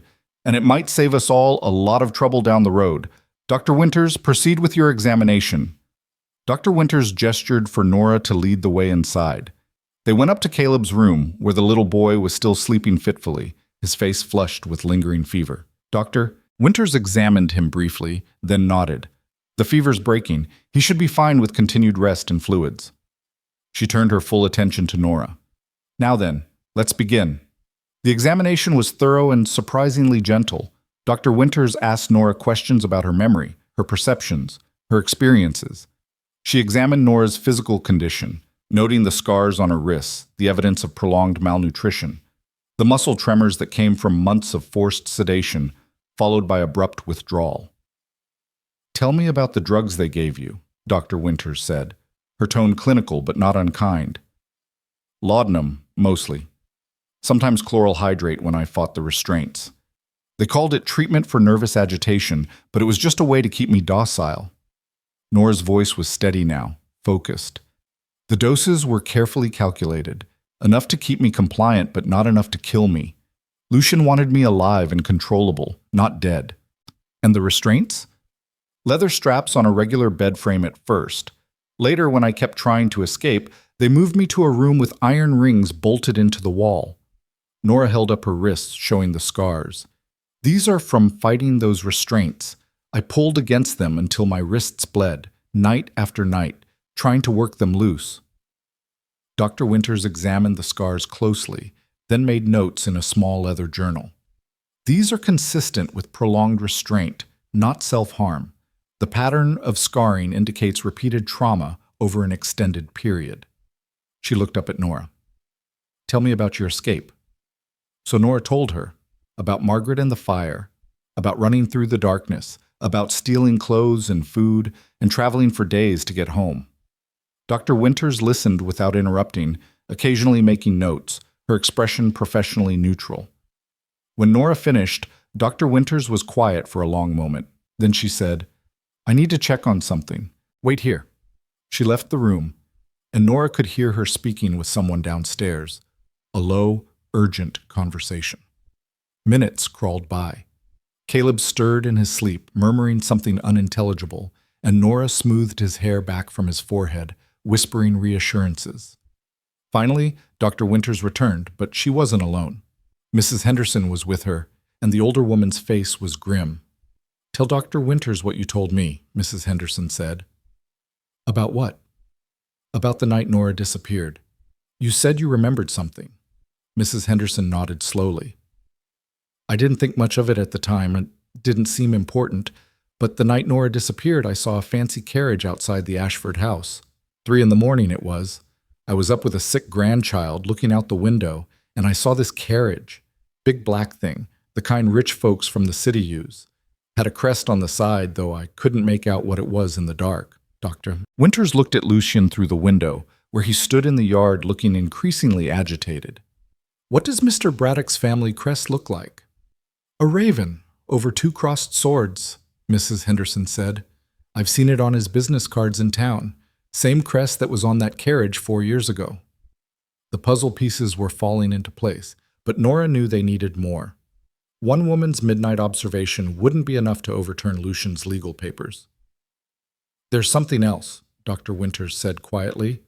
"I sent my assistant to Newton City 3 days ago to investigate Riverside Haven more thoroughly. He returned this morning with some very interesting information." She pulled a telegram from her pocket. "It seems Riverside Haven is currently under investigation by the Territorial Medical Board for numerous violations, including accepting patients without proper legal documentation, administering excessive drugs, and financial irregularities. Several staff members have already been arrested and more charges are pending." Hope surged through Nora's chest. "Does that mean—" "It means the institution where you were held is now legally questionable. Any commitments made through that facility are under review." Dr. Winters' voice was careful but hopeful. "And if we can prove that your commitment was fraudulent, then everything else, the marriage, the legal guardianship, all of it, comes into question." "But how do we prove it was fraudulent?" "We get your father's signature examined by a handwriting expert. We find witnesses who can testify about the night you disappeared. We investigate Mr. Braddock's financial records to see if there are payments that correspond to bribes or payoffs." Dr. Winters looked at Nora steadily. "But most importantly, I need to give my professional opinion. And my opinion is that you are not now, nor have you ever been, suffering from nervous hysteria or any other mental condition that would warrant commitment. You're a sane woman who was illegally imprisoned, and I'm prepared to testify to that in any court in the territory." Nora felt tears streaming down her face. "Thank you," she whispered. "Thank you. Don't thank me yet. We still have to convince the sheriff and the crowd outside that you're telling the truth, and Mr. Braddock isn't going to give up easily." They went downstairs together, Dr. Winters carrying her medical bag and her notes. The crowd had grown even larger. It seemed like half the town had turned out to watch the drama unfold. The sheriff stood near Lucian, looking deeply uncomfortable, while the deputy kept watch at the door. "Well?" the sheriff asked when Dr. Winters emerged. "What's your verdict?" "My verdict," Dr. Winters said clearly, her voice carrying across the yard, "is that this woman shows no signs of mental illness whatsoever. She's coherent, rational, and demonstrates clear memory and reasoning abilities. The physical evidence, malnutrition, scarring, and symptoms consistent with forced sedation supports her claim of imprisonment and abuse, not medical treatment." "That's ridiculous," Lucian snapped.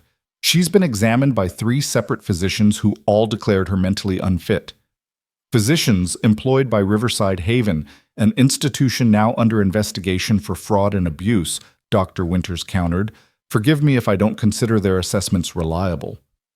"The papers are still legal," the sheriff said, but there was doubt in his voice now. "Judge Crane verified them." "Judge Crane verified that they appeared legitimate," Dr. Winters corrected. "But appearance and truth aren't always the same thing. Sheriff, I strongly recommend you delay any action until a full investigation can be conducted. This woman has credible claims of kidnapping and false imprisonment. If you force her to return to Mr. Braddock's custody and it later turns out she was telling the truth, you'll be complicit in a serious crime." The sheriff looked torn. Nora could see him weighing his duty to enforce the law against the growing evidence that the law itself might be corrupted. Before he could respond, another commotion erupted at the edge of the crowd. A horse was thundering up the road, its rider pushing it hard. As it drew closer, Nora's heart leaped. It was Reed, covered in dust from hard riding, his face grim and determined. He pulled his horse to a halt in the middle of the yard, dismounted in one smooth motion, and strode directly to the sheriff. "Stop," he said, breathing hard. "Don't do anything until you hear what I found." "Mr. Ashford," the sheriff said wearily, "this really isn't—" "I've been to Riverside Haven," Reed interrupted. "I've talked to patients, to former staff members, to people in Newton City who know Braddock's reputation. And I've got proof, real proof, that everything Nora said is true." He pulled a stack of papers from his saddlebag and handed them to the sheriff. Testimony from 3 women who were held at Riverside Haven under false pretenses. Statements from 2 nurses who quit because they couldn't stomach what was being done to patients. Financial records showing payments from Lucien Braddock to Nora's father, $50,000, paid over 3 months leading up to Nora's disappearance. The sheriff shuffled through the papers, his expression growing darker with each page. "Where did you get these?"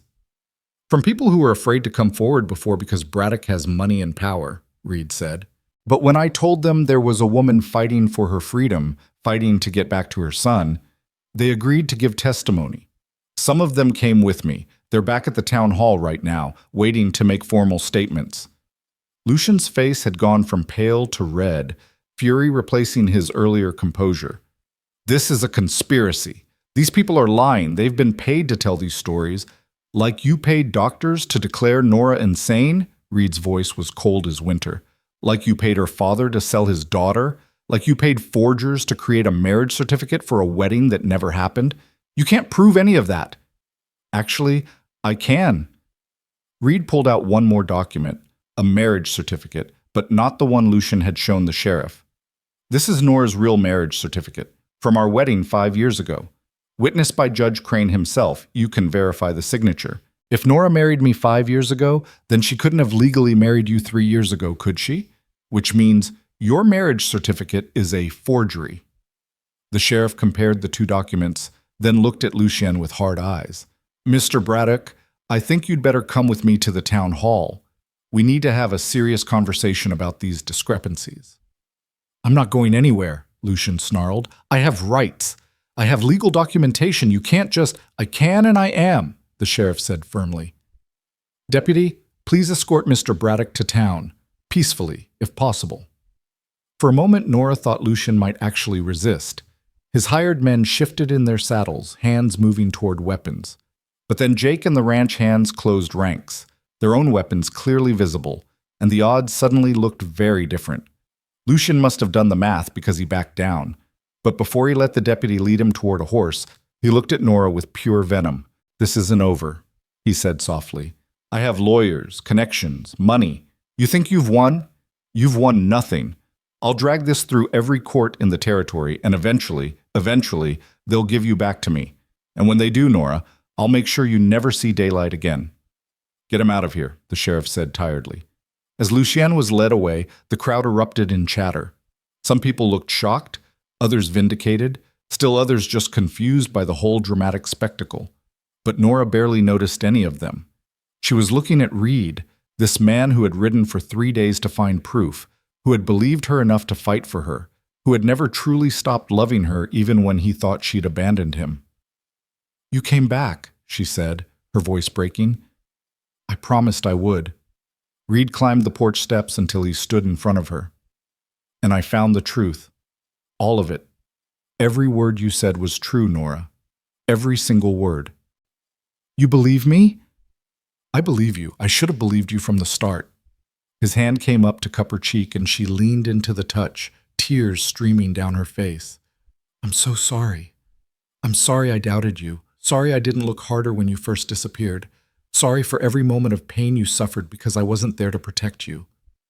"You're here now," Nora whispered. "That's what matters." "Papa!" They both turned to see Caleb in the doorway, held steady by Mrs. Henderson. He was pale and shaky, but his fever had clearly broken and his eyes were clear. "Hey, buddy," Reed said softly, reaching for his son. You feeling better? Mama made me better, Caleb said with the absolute certainty of childhood. She stayed with me all night and made the fever go away. Reed looked at Nora, and in his eyes she saw everything: belief, gratitude, love, hope, and the beginning of healing. She didn't she? Is Mama staying now? Caleb asked, looking between his parents. She doesn't have to go away again? No, son, Reed said, his voice thick with emotion. Mama's staying right here with us, forever. Nora pulled both of them close, her husband, her son, her family, and let herself finally, truly believe it. After 4 years in hell, after escape and running and fighting, after doubt and fear and desperate hope, she was finally home. The crowd was dispersing now, the drama over for the moment. Dr. Winters approached the porch, her medical bag in hand. I'll file my report with Judge Crane, she said, and I'll make sure everyone knows what really happened at Riverside Haven. But Mrs. Ashford, she paused. You should know that Mr. Braddock wasn't exaggerating about his resources. He will fight this. It could take months, maybe years, to fully clear your name and invalidate all his false documentation. Then we'll fight for as long as it takes, Reed said firmly. I'm not letting anyone take her away again. Dr. Winters nodded approvingly. Good. You'll need that determination. She looked at Nora. You're stronger than you know, Mrs. Ashford. Most women wouldn't have survived what you've been through, but you did, and you made it home.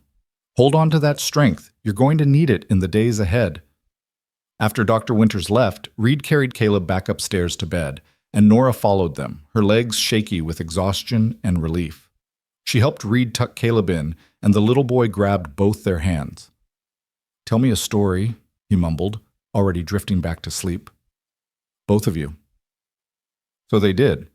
They sat on either side of his bed and told him a story about a brave little boy and a mama who fought her way home and a papa who never gave up hope.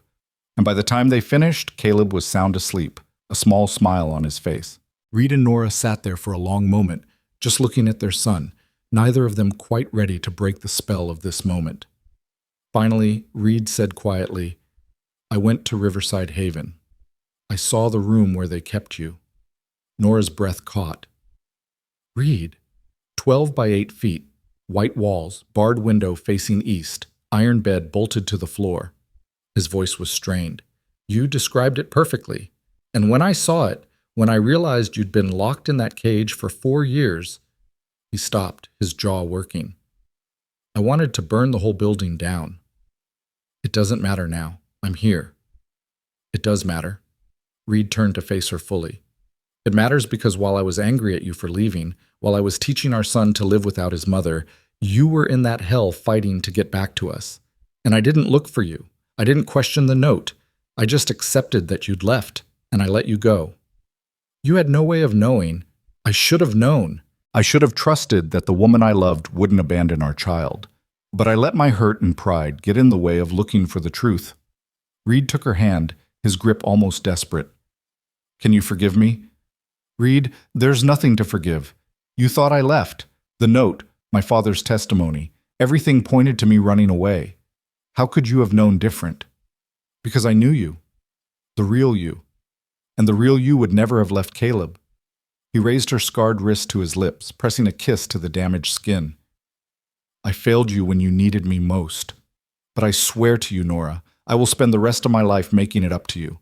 I'll fight every legal battle, face down every threat, do whatever it takes to keep you safe and free. All I want is to be here, with you and Caleb. That's all I've ever wanted. Reed pulled her close, and Nora let herself sink into his embrace, breathing in the familiar scent of him, leather and horses and prairie wind. It felt like coming home in a way that even returning to the ranch hadn't. This was where she belonged, in his arms with their son nearby, building the life that had been stolen from them. I love you, Reed whispered against her hair. I never stopped loving you. Even when I thought you were gone, even when I was so angry I could barely breathe, I never stopped.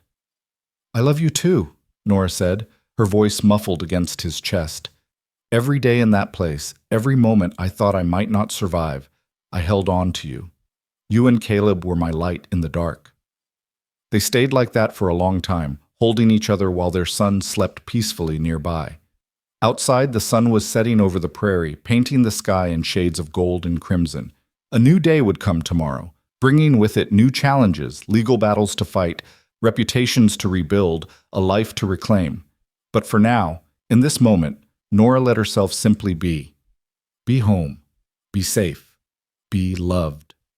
That night, after Mrs. Henderson had gone back to town and the ranch had settled into quiet, Nora stood at the window of her old room, the room she'd been taken from 4 years ago, and looked out at the land she'd fought so hard to return to. Reed came up behind her, wrapping his arms around her waist, and together they watched the stars emerge one by one. "Do you remember our wedding night?" Reed asked softly. "Every detail. I promised you forever that night, promised you I'd always be here, always keep you safe." His voice was rough. "I broke that promise." "No, you didn't. You kept our son safe. You kept the ranch running. You held everything together when it should have fallen apart." Nora turned in his arms to face him. "You did exactly what you were supposed to do, Reed. You survived. You built a life for Caleb. You became the father he needed. But I survived too, and now we're both here, both alive, both fighting for our family. That's not failure, Reed. That's victory." He kissed her then, soft and gentle at first, then deeper, 4 years of longing and loss and love pouring between them. When they finally pulled apart, both breathing hard, Reed rested his forehead against hers. "I want to remarry you," he said. "I know we're already married, but I want to do it again, in front of the whole town. I want everyone to see that you're my wife, that you've always been my wife, and that no forged paper or corrupt judge or rich bastard with too much money is going to change that." Nora smiled through her tears. "I'd like that. And I want to adopt Caleb formally, put it in legal documents that he's our son so no one can ever question it. He's already our son." "I know, but I want it official. I want every legal protection we can get around this family, so that when Braddock comes back with his lawyers, and he will come back, we're ready." "We'll be ready," Nora agreed. "Together." They went downstairs hand in hand, and Reed poured them each a small glass of whiskey. They sat at the kitchen table, the same table where Nora had bandaged Caleb's knee, where she'd eaten her first real meal back home, where so many small moments of her reclaimed life had happened. "Tell me about the women you met in Newton City," Nora said. "The ones who gave testimony." Reed's expression darkened. 3 of them, all held at Riverside Haven under false pretenses, just like you. One was committed by her husband because she'd inherited money he wanted to control. Another was sent there by her brother after she refused to marry the man he'd chosen for her. The third, he paused. The third was only 17 when her father had her committed for moral deficiency after she tried to leave home. "Where are they now?" "Safe. One's staying with Dr. Winters, who's helping her get legal representation. The other 2 have family who are willing to take them in now that the truth is coming out." Reed took a drink. "They all wanted me to tell you something. They said you were brave for fighting back, for coming home, for not letting Braddock win. They said you gave them hope that they could fight back too." Nora felt tears pricking her eyes again. "I just wanted to get home to my family." "And you did. Against impossible odds, you did." Reed reached across the table to take her hand. "But Nora, you need to know, this fight isn't over. Braddock's being held at the town jail for now, but his lawyers will have him out by morning. And then the real battle begins. Court hearings, depositions, testimony. It could take months to sort through all the legal complications. And the whole time the town will be watching, judging, gossiping. I know, but I'm not afraid of gossip anymore. I survived 4 years in hell. I can survive some wagging tongues. You shouldn't have to survive anything. You should be able to just live, just be a wife and mother without—" Reed's voice broke, "without having to fight for the right to exist." "But that's what life is sometimes," Nora said gently. "Fighting for the right to exist, to be free, to be with the people you love. And I'll keep fighting as long as I have to. Because this—" She gestured around the kitchen, toward the stairs where Caleb slept. "This is worth fighting for." They finished their drinks in comfortable silence, and then Reed walked Nora to the door of what had been the tack room. "You don't have to sleep out here anymore," he said. Your room upstairs is still yours. Our room. I know, but Caleb's still fighting off that fever, and I want to be close in case he needs me during the night. Tomorrow, maybe, or the next day. Reed nodded, understanding. Nora? Thank you. For what? For not giving up, for fighting your way back, for being the strongest person I've ever known. He kissed her goodnight, a promise of more to come, and then headed back to the house. Nora watched him go, then turned to look at the prairie stretching out under the stars. Somewhere out there, Lucian Braddock was plotting his next move. Somewhere, lawyers were preparing documents and judges were reviewing testimony. Somewhere, the machinery of law and power was grinding forward. But here, on this ranch, in this small corner of the territory, Nora Ashford was home. She was free. She was with her family. And whatever came next, she would face it with the same strength that had carried her through 4 years of hell. She'd survived the worst. She could survive anything. Tomorrow would bring new challenges, new battles, new tests. But tonight, for the first time in 4 years, Nora went to sleep without bars on her windows or locks on her doors. She went to sleep knowing that when she woke up, she would still be free, still be home, still be fighting for her family. And that, she thought as sleep finally claimed her, was more than worth fighting for. It was everything. The morning sun was barely cresting the horizon when Nora heard the commotion. She'd been awake for hours, unable to sleep past dawn, now that freedom meant she could actually watch the sunrise without bars obscuring her view. She was bringing water from the pump when she saw the riders approaching. Not Lucien's men this time, but townspeople, dozens of them. Her first instinct was fear, a cold spike of panic that sent her back 4 years to the night she'd been taken. But then she saw their faces, saw what they were carrying, and realized they weren't coming to take her away. They were coming to help. Mrs. Henderson led the procession, riding in a wagon loaded with supplies.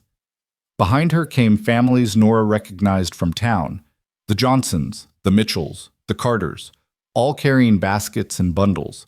Even old Pastor Williams was there, his weathered face kind beneath his broad-brimmed hat. Reed emerged from the barn, wiping his hands on his work pants, looking as confused as Nora felt. "What's all this?" he called out. Mrs. Henderson climbed down from the wagon with surprising agility for a woman her age. "This," she said firmly, "is the town of Ashford Hollow taking care of its own. We heard what really happened to Nora, and we're here to make amends for believing the lies." "You don't need to," Nora started, but Mrs. Henderson cut her off. "Hush now. We do need to. We believed you'd abandon your family without even questioning it. We let you stand alone yesterday when you should have had the whole town behind you from the start." She gestured to the loaded wagon. "So we brought food, fabric for new dresses, supplies for the ranch, and more than that," she pulled out a thick folder of papers. "We brought testimony. Every person here has signed a statement about the night you disappeared. Margaret Johnson saw that fancy carriage. Tom Mitchell heard your father bragging at the saloon about coming into money. The pastor here remembers your father asking about legal ways to break marriage contracts. All of it goes to proving you were taken against your will." Nora felt tears streaming down her face. "I don't know what to say." "Don't say anything, just accept the help." Mrs. Henderson's voice softened. "We failed you once, girl. We're not going to fail you again." The next hour was a whirlwind of activity. The women descended on the house, bringing in food and supplies, while the men helped Reed with ranch work that had been piling up during his trip to Newton City. Children played in the yard, their laughter ringing out across the prairie. And for the first time since returning home, Nora felt like she truly belonged here again. Caleb woke to the sound of the commotion and came downstairs in his nightshirt, eyes wide with wonder at all the people. He attached himself to Nora's side immediately, and she saw several of the women exchange knowing smiles. "That boy hasn't left her side since she came back," Mrs. Henderson observed to another woman, not bothering to lower her voice. "Blood knows blood, even when 4 years have passed." The women set up in the kitchen, organizing supplies and preparing food. Nora tried to help, but they kept shooing her away, insisting she sit and rest. Finally, she gave up and just sat at the table with Caleb in her lap, watching the organized chaos unfold around her. "Mrs. Ashford?" A young woman approached hesitantly. Sarah Mitchell, Tom's daughter, whom Nora remembered as a girl of 14. She was 18 now, nearly grown. I wanted to apologize. When you came back, I believed the rumors. I told people you must have been crazy to leave a man like Mr. Ashford. I'm sorry. You don't need to apologize, Nora said gently. You believed what everyone believed. But I should have questioned it, should have wondered why a new mother would just run off. Sarah's eyes filled with tears. My mama almost died having me. She was sick for weeks after, and the whole time all she cared about was making sure I was fed and warm and safe. That's what mothers do. They don't just leave. No, Nora agreed softly. They don't. Sarah impulsively hugged her, and Nora hugged back, feeling another small piece of her heart healing. One by one, other women came forward with their own apologies, their own stories of doubt and shame, and Nora forgave them all because she understood. Lucienne's lies had been convincing.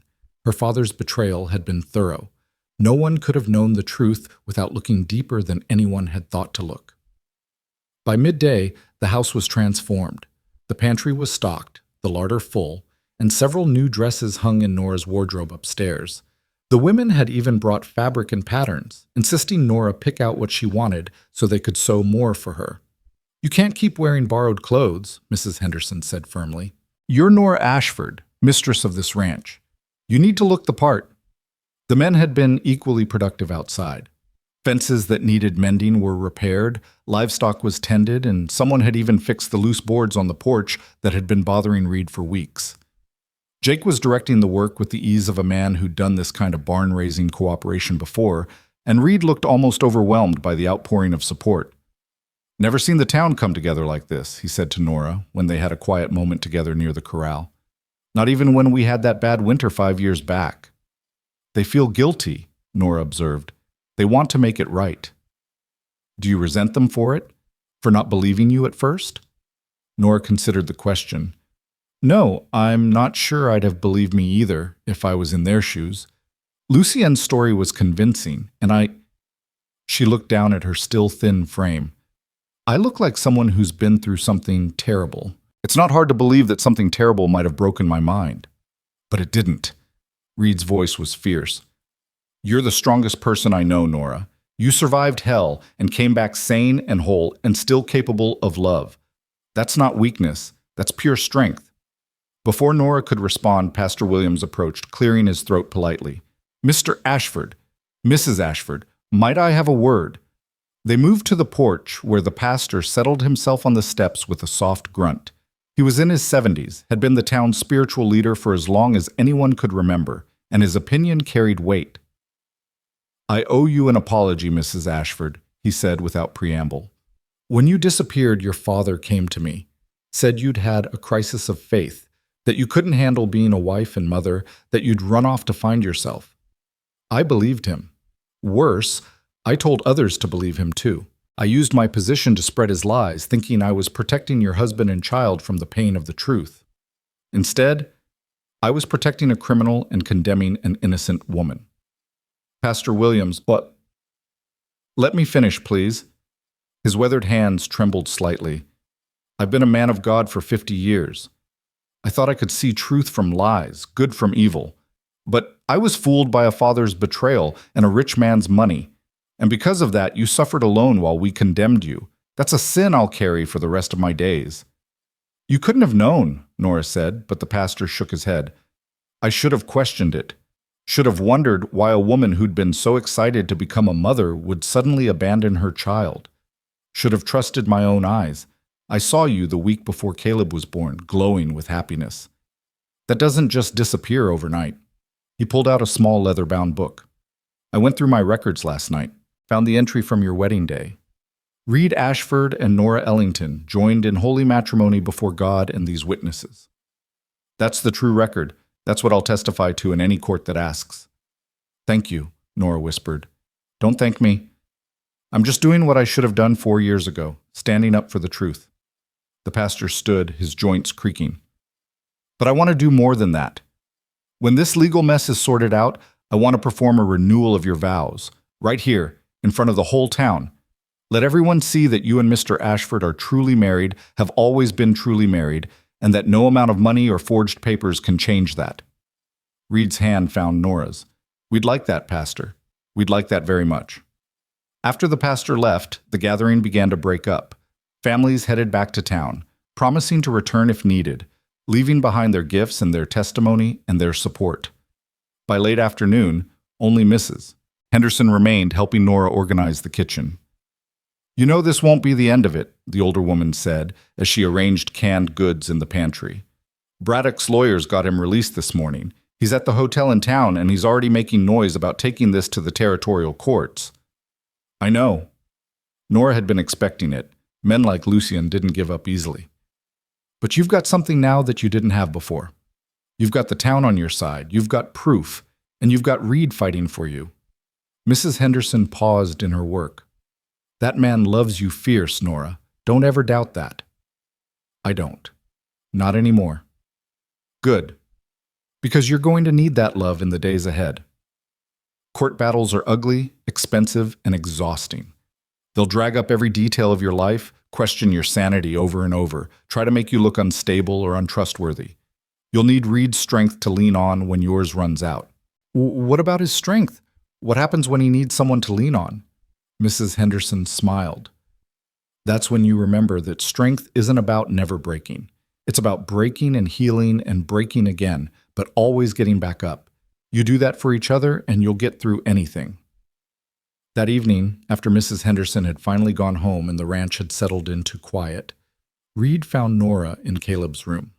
She was sitting beside their son's bed, watching him sleep, one hand gently stroking his dark hair. "He's completely recovered," Reed said softly from the doorway. "Fever's gone, appetite's back. He ate 3 helpings at supper." "I know.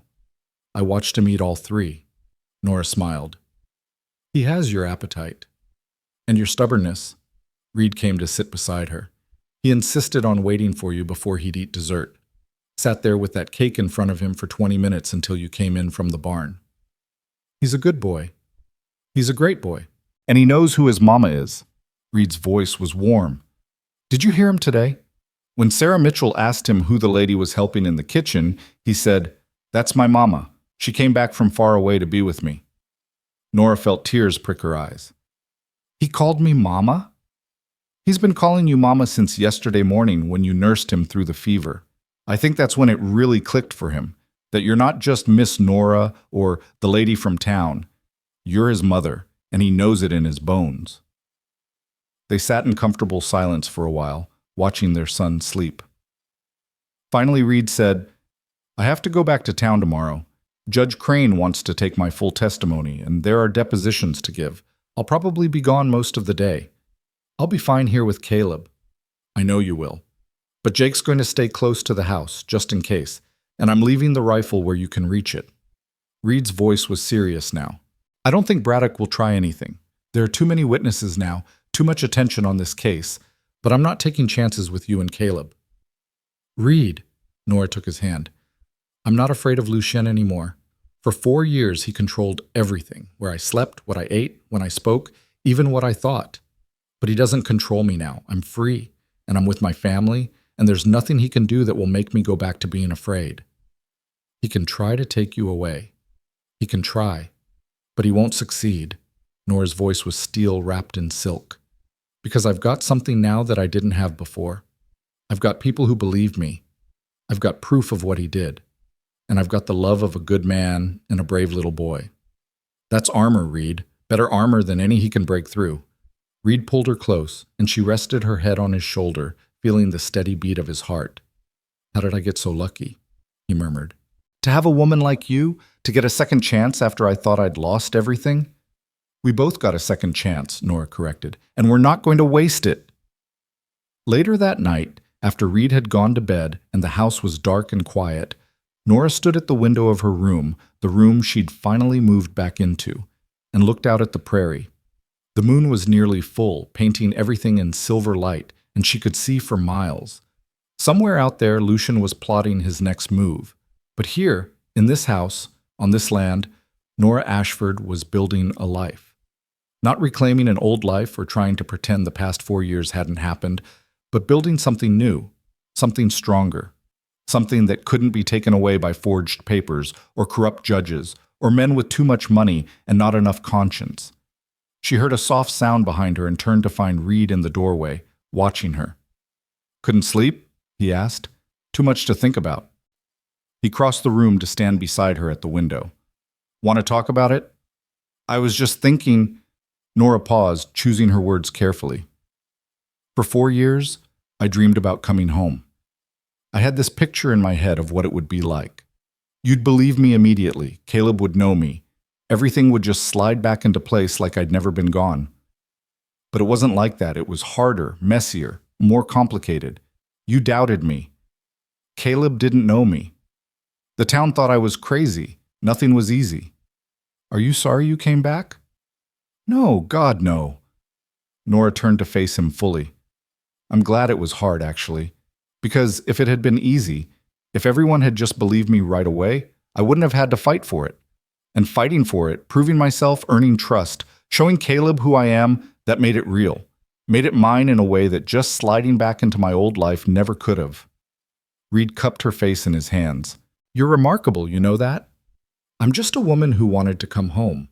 No, you're a woman who refused to give up, who fought her way through hell, who survived things that would have broken most people. You're a woman who looked at impossible odds and said, 'I don't care, I'm going home anyway.' That's not just wanting something, Nora. That's being remarkable." He kissed her then, soft and gentle, and Nora melted into it. This wasn't the desperate kiss of yesterday, when everything was still uncertain and threatened. This was the kiss of two people who'd found their way back to each other, who'd weathered the storm and come out stronger on the other side. When they finally pulled apart, Reed rested his forehead against hers. "I love you," he whispered. "I'm going to keep saying it until you're sick of hearing it. I'll never be sick of hearing it." "Good, because I plan to say it every day for the rest of our lives." The next morning, Reed left for town early, and Nora threw herself into ranch work with renewed energy. She helped Jake with the horses, worked in the kitchen garden, pulling the last vegetables before the first frost, and spent hours with Caleb, teaching him letters and numbers and listening to his endless stream of 4-year-old observations about the world. Around midday, Jake came to find her. "Got a visitor, Mrs. Ashford, lady from Newton City." Nora's heart jumped. "Dr. Winters?" "No, ma'am. Says her name's Margaret Chen. Says she knows you." Margaret.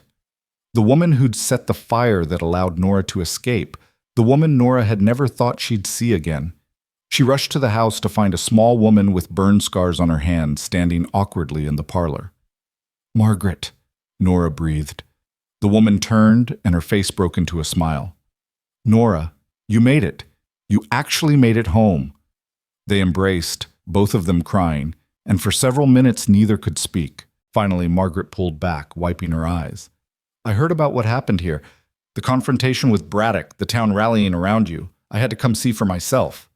Margaret's voice was rough with emotion. "I didn't know if you'd survived the escape. I saw you run into the darkness, and then the guards caught me, and I thought they might have caught you too. They didn't. I made it. Because of you. Because you set that fire and gave me a chance." Nora gripped Margaret's hands. "How did you get out?"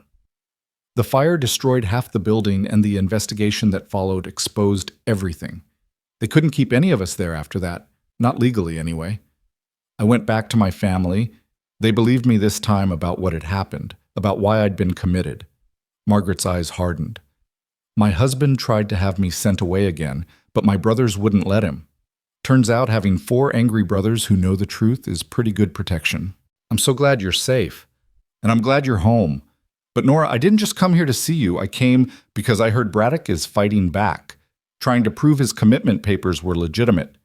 And I have information that might help your case." Nora gestured for Margaret to sit, her heart pounding. "What kind of information?" "I was at Riverside Haven longer than you, 7 years. And during that time, I kept notes, secret notes, hidden in my mattress, documenting everything. The other women who were committed illegally, the doctors who falsified reports, the forgers who created fake marriage certificates and death certificates and commitment papers. I even documented the payments. I worked in the laundry, and sometimes we'd find receipts in men's pockets before washing their clothes. I kept copies of everything. You still have these notes? I have them memorized. The papers themselves burned in the fire, but I wrote everything down again as soon as I was free. Margaret pulled a thick notebook from her bag. Everything's in here. Names, dates, amounts of money, including documentation of the $50,000 Lucian Braddock paid to have you committed and forcibly married. Nora stared at the notebook, hardly daring to believe it. This is... Margaret, this could change everything. That's why I brought it. You saved my life by running when you did. If you hadn't escaped, if Braddock hadn't come looking for you, the investigation might never have happened. The fire exposed the asylum, but your case is going to expose the whole network of corruption. Doctors, lawyers, judges, all of them taking money to imprison innocent women. It's dangerous for you to testify. These are powerful men. I know, but I'm tired of being afraid. We all are. All the women who survived that place. We're ready to fight back. Margaret's voice was fierce, and we're ready to stand with you when you do. They spent the next hour going through Margaret's notes, and with each page, Nora felt the chains of the past 4 years loosening. This was the proof they needed. Not just testimony or suspicions, but documented evidence of the conspiracy that had stolen her life. When Reed returned that evening, Nora met him in the yard with Margaret's notebook in hand. We have it, she said simply. We have the proof we need. Reed looked at the notebook, then at Nora's face, and his expression transformed from exhaustion to hope. Tell me. So she did. She introduced him to Margaret, showed him the documentation, explained how this evidence could unravel not just Lucien's claims, but the entire network of corruption that had enabled them. And with each word, Reed's determination hardened into something unbreakable. Tomorrow, he said, we take this to Judge Crane. We present everything, Margaret's testimony, the financial records, the statements from the townspeople, all of it. And we end this, once and for all. That night, Margaret stayed at the ranch, sharing a room with Nora. They talked late into the night, sharing stories of survival, of the other women they'd known, of the guards and doctors and nurses who'd been part of the machinery of oppression, and they talked about freedom, what it meant, how it felt, how precious it was now that they'd tasted it again. Do you ever wonder if it's real? Margaret asked in the darkness. If you're really free, or if you'll wake up back in that room? Every morning, Nora admitted, for the first few seconds when I wake up, I panic. Think I'm still there, but then I hear Caleb laughing or Reed moving around downstairs, and I remember, I'm home, I'm free, it's real. I do the same thing, except I listen for my brothers arguing at breakfast, or my mother singing while she works. Small sounds that mean I'm really here. Will you stay? Nora asked. After the trial, after everything's settled? I don't know. I'm not sure where I belong anymore. 7 years in that place, it changes you. I don't fit back into my old life, but I don't know what my new life looks like yet. You could stay here, Nora offered. The ranch always needs help, and I could use a friend who understands. Who knows what it was like? Margaret was quiet for a moment. Maybe. Let me think about it. But Nora could hear the hope in her voice, and she knew that Margaret was already imagining it, a new life, a fresh start, a place where the past couldn't reach her, just like Nora had imagined for herself. The next morning dawned clear and cold, the first real bite of winter in the air. Reed, Nora, and Margaret rode to town together, Jake following with a wagon full of documentation. By the time they reached the courthouse, a crowd had already gathered. Word had spread that there would be a major development in the Ashford case, and it seemed like half the territory had turned out to watch. Judge Crane met them in his chambers, his expression grave. I've heard you have new evidence, Mr. Ashford. We do, Your Honor. Reed laid Margaret's notebook on the desk, along with the other documentation they'd gathered. This is Margaret Chen. She was held at Riverside Haven for 7 years and kept detailed records of the illegal activities there, including documentation of Lucian Braddock's payments to have my wife illegally committed and forcibly married. The judge spent the next hour reviewing the evidence, his expression growing darker with each page. Finally, he looked up at Margaret. Ms. Chen, are you prepared to testify to all of this under oath? I am, Your Honor. And you understand that you'll be accusing some very powerful men of very serious crimes? I understand, and I'm not afraid anymore. Judge Crane nodded slowly, then looked at Nora. Mrs. Ashford, I owe you an apology. When I first reviewed Mr. Braddock's papers, they appeared legitimate. I should have investigated more thoroughly before making any determinations. You're investigating now, Nora said. That's what matters. Indeed I am. And based on this evidence, I'm prepared to rule that the commitment papers were fraudulent, the marriage certificate was forged, and Lucian Braddock has committed multiple crimes including kidnapping, false imprisonment, and conspiracy to commit fraud. He stood, his voice taking on the formal tones of legal authority. I'm issuing a warrant for his immediate arrest, and I'm nullifying any and all legal claims he has made regarding you, Mrs. Ashford. You are and have always been legally married to Reed Ashford. Your commitment to Riverside Haven was illegal, and your freedom is hereby permanently established under territorial law. Nora felt Reed's arm around her waist, supporting her as the full weight of the judge's words sank in. It was over. After 4 years of imprisonment and weeks of fighting, it was finally over. Thank you, Your Honor, she whispered. Don't thank me. Thank Ms. Chen for her bravery and Mr. Ashford for his determination. Judge Crane pulled out a pocket watch. Now, I believe there's a crowd outside waiting to hear my ruling. Shall we go tell them? They stepped out onto the courthouse steps, and the crowd fell silent. Judge Crane read his ruling in a clear, carrying voice that reached every corner of the gathered assembly. And when he finished, when he declared Nora legally free and Lucian Braddock a criminal, the crowd erupted in cheers. Nora stood there, holding Reed's hand, watching the faces of the townspeople who'd come to support her. She saw Mrs. Henderson crying happy tears. She saw Pastor Williams nodding with satisfaction. She saw young Sarah Mitchell beaming with pride. And she saw Caleb, held in Jake's arms at the edge of the crowd, waving at her with his whole body. "Mama!" he called out. "Mama, you won!" And she had. Not just the legal battle, but the bigger fight. The fight to reclaim her life, her family, her freedom. She'd won it all. As the crowd began to disperse, a commotion erupted near the jail. Lucien was being led out in chains, his face twisted with rage, his expensive suit rumpled and dirty. He saw Nora on the courthouse steps and screamed at her. "This isn't over. You think you've won? But I'll appeal. I'll take this to every court in the territory. I'll never stop." "Yes, you will," Judge Crane said coldly, "because I'm remanding you to territorial custody to await trial on multiple felony charges. You won't be threatening Mrs. Ashford or anyone else for a very long time." As Lucien was dragged away, still shouting threats, Nora felt the last chains of fear fall away. He was just a man now, a criminal facing justice, nothing more. He had no power over her anymore. Reed pulled her close, and she buried her face in his chest, feeling 4 years of tension finally release. They stood there on the courthouse steps while the crowd celebrated around them, just holding each other, two people who'd been torn apart and fought their way back together. "It's really over," she whispered. "It's really over," Reed confirmed. "You're free. You're home. You're mine. And nothing's ever going to take you away again." Caleb squirmed out of Jake's arms and ran to them, wrapping himself around both their legs. "Can we go home now?" he asked. "Can Mama come home for real?" "Yes, sweetheart," Nora said, picking him up, even though he was getting almost too big for it. "Mama's coming home for real. Forever."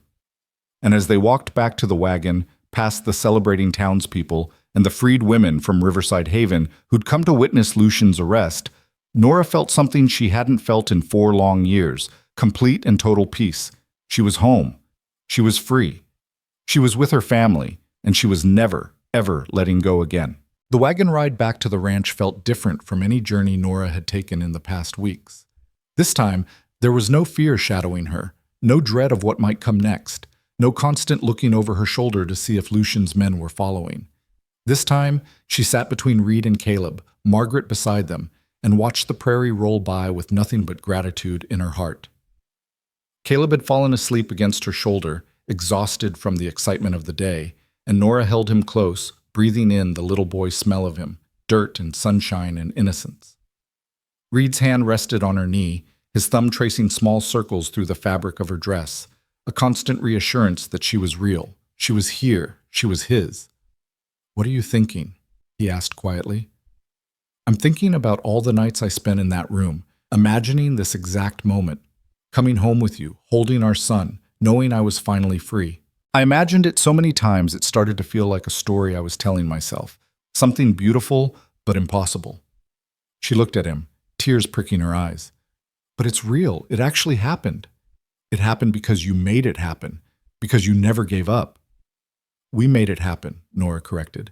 You believed me when no one else did. You went to Newton City and found proof. You stood beside me when it would have been easier to let me go. Reed's hand tightened on her knee. Letting you go was never an option. Not 4 years ago when I thought I'd lost you, and definitely not now that I know the truth. You're stuck with me, Nora Ashford, for better or worse, in sickness and health, till death do us part. We said those words once already, and I plan to say them again, in front of everyone, as soon as Pastor Williams can arrange it. Reed glanced at Margaret, who was watching the landscape with distant eyes. You'll stay for the wedding, won't you, Ms. Chen? Margaret blinked, pulling herself back from wherever her thoughts had taken her.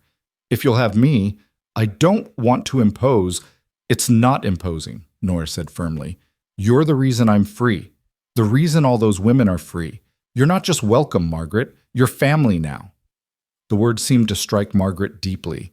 Her eyes filled with tears, and she looked away quickly, but not before Nora saw the naked longing on her face. 7 years stolen from her life. 7 years of isolation and fear and abuse. She needed family, maybe even more than Nora did. When they arrived at the ranch, the sun was beginning its descent toward the western horizon, painting everything in shades of amber and rose. Jake was waiting in the yard, and his weathered face broke into a rare smile when he saw them. It's really done then, he asked as Reed helped Nora down from the wagon, Caleb still sleeping in her arms. It's really done. Braddock's in custody, the papers are nullified, and Nora's officially free. Reed's voice carried a satisfaction that Nora hadn't heard in years. We won, Jake. About damn time, Jake nodded to Margaret. Ma'am, you planning to stay on? For a while, if that's all right. More than all right. We could use the help, and Jake paused, seeming to choose his words carefully. My sister went through something similar, different circumstances, but the same kind of prison. Took her a long time to feel safe again. So if you need anything at all, you just say the word. Margaret's eyes widened with surprise and gratitude. Thank you. That means more than you know. That evening, after Caleb had been fed and bathed and tucked into bed with a story, after Margaret had been settled in the spare room with fresh linens and a warm fire, Reed and Nora finally had a moment alone. They sat on the porch in the growing darkness, wrapped in a shared blanket against the November chill, watching the first stars emerge. Tell me what you want, Reed said quietly. For the wedding, for the ranch, for our life. Tell me what you dreamed about during those 4 years. Nora leaned her head on his shoulder, thinking. I dreamed about the small things mostly. Waking up next to you. Making breakfast for our family, working in the garden, teaching Caleb to read. Nothing grand or exciting, just life. Normal, everyday life. That's what we'll have then. Normal and everyday and perfect. What about you? What do you want? Reed was quiet for a long moment. I want to watch you smile without seeing shadows in your eyes. I want to hear you laugh without wondering if you're remembering pain. I want to go to sleep every night knowing you're safe in our bed, and wake up every morning seeing you there beside me. His voice roughened. I want to spend the rest of my life making up for the 4 years you lost. And I want to grow old with you, Nora. I want to see Caleb grow up, maybe give him brothers and sisters if you're willing. I want grandchildren someday. I want a whole lifetime of everyday moments that you dreamed about in that cell. Brothers and sisters, Nora repeated softly. She'd thought about it during her imprisonment, thought about the children she'd never have, the family she'd never build. I'd like that. When I'm ready. When the nightmares stop and I can sleep through the night without waking up convinced I'm back in that room. However long that takes, Reed promised. We have time now, all the time in the world. They sat in comfortable silence until the cold drove them inside. The house felt different now, not just a structure of wood and nails, but a home. Their home. Nora moved through it with a sense of ownership and peace she'd never felt before, not even in those early days of marriage before everything had been stolen. That night, for the first time in 4 years, Nora slept in her own bed. Reed held her close, his steady breathing and warm presence a shield against the nightmares that still sometimes came. When she woke in the small hours of the morning, momentarily disoriented and afraid, he was there to whisper, "You're home. You're safe. I've got you." And she'd fall back asleep, believing it. The next few weeks passed in a blur of activity and healing. Margaret proved to be a godsend around the ranch, throwing herself into work with the same fierce determination that had helped her survive 7 years of imprisonment. She and Nora formed a bond that went deeper than friendship. Two women who'd survived the same hell, who understood each other's nightmares and triggers without needing to explain. The trial preparations began in earnest. Lucien's lawyers tried every legal maneuver they could think of, but the evidence was too damning. More women came forward, emboldened by Nora's victory, each with their own story of false commitment and abuse. The scandal grew until it reached beyond the territory, making headlines in newspapers across the country. Riverside Haven was permanently shut down, its directors arrested, and a full investigation was launched into the network of corrupt doctors and judges who'd enabled the atrocities. Pastor Williams arranged the vow renewal ceremony for the first Saturday in December, giving Nora time to prepare and the town time to help. The women of Ashford Hollow descended on the ranch with fabric and thread, determined to make Nora a proper wedding dress. This time, there would be no torn silk or ruined lace. This time, everything would be perfect. Mrs. Henderson took charge of the dressmaking with the authority of a general directing troops. "Not white," she declared. "White is for first-time brides. You're a woman who's been married, had a child, survived hell, and come back stronger. You need a dress that reflects that." They settled on a deep blue silk that matched Reed's eyes, with delicate silver embroidery at the cuffs and collar. The dress was simple but elegant, the kind of thing a woman could wear again for special occasions, not just hang in a wardrobe as a memory. Nora stood for countless fittings, feeling awed about the fuss, but also touched by it. These women were trying to give her back something that had been stolen. Not just a wedding, but a celebration, a public declaration of her place in this community. "You know, this is as much for them as it is for you," Margaret observed one afternoon when they finally had a break from the sewing circle. "They feel guilty for not believing you at first. This is their way of making amends." "I know, and I'm grateful even if it feels like too much sometimes." "It's not too much. You deserve this, Nora. You deserve to be celebrated." Margaret's voice turned wistful. "I never had a wedding. My family arranged my marriage, but before it could happen, my fiancé's family had me committed. Said I was too educated, too outspoken, that I'd make an unsuitable wife. By the time I got out, I was too old to be marriageable by society's standards. So let me live vicariously through you, all right?" Nora hugged her friend. "You're not too old for anything. You're 32, Margaret. You have your whole life ahead of you." "Maybe. But right now I'm just trying to remember how to live without looking over my shoulder every 5 minutes." "I understand that feeling." "I know you do. That's why I can talk to you about it." Margaret pulled back, wiping her eyes. "Do you ever wonder what you would have been like if none of this had happened? If you'd gotten to be just a normal wife and mother for the past 4 years? "Sometimes. But then I think, would I appreciate it the same way? Would I treasure every ordinary moment if I hadn't had it all ripped away?" Nora shook her head. "I'm not glad it happened. I wouldn't wish it on anyone. But I can't regret who it's made me. I'm stronger now, fiercer, more certain about what matters." "What does matter?" "This." Nora gestured around the ranch, at Caleb playing in the yard, at Reed working with the horses, at the home they'd built together. Family, love, freedom. Everything else is just noise. The week before the wedding, Reed took Nora and Caleb into town for supplies. The whole territory seemed to be planning to attend the ceremony, and they needed enough food and drink to host what was shaping up to be a massive celebration. As they walked down Main Street, Nora noticed something that made her stop in her tracks. The building that had once housed her father's office, the place where he'd gambled away their family's dignity and ultimately sold his daughter, had been converted into something new. A sign hung over the door: Haven House, shelter and support for women in need.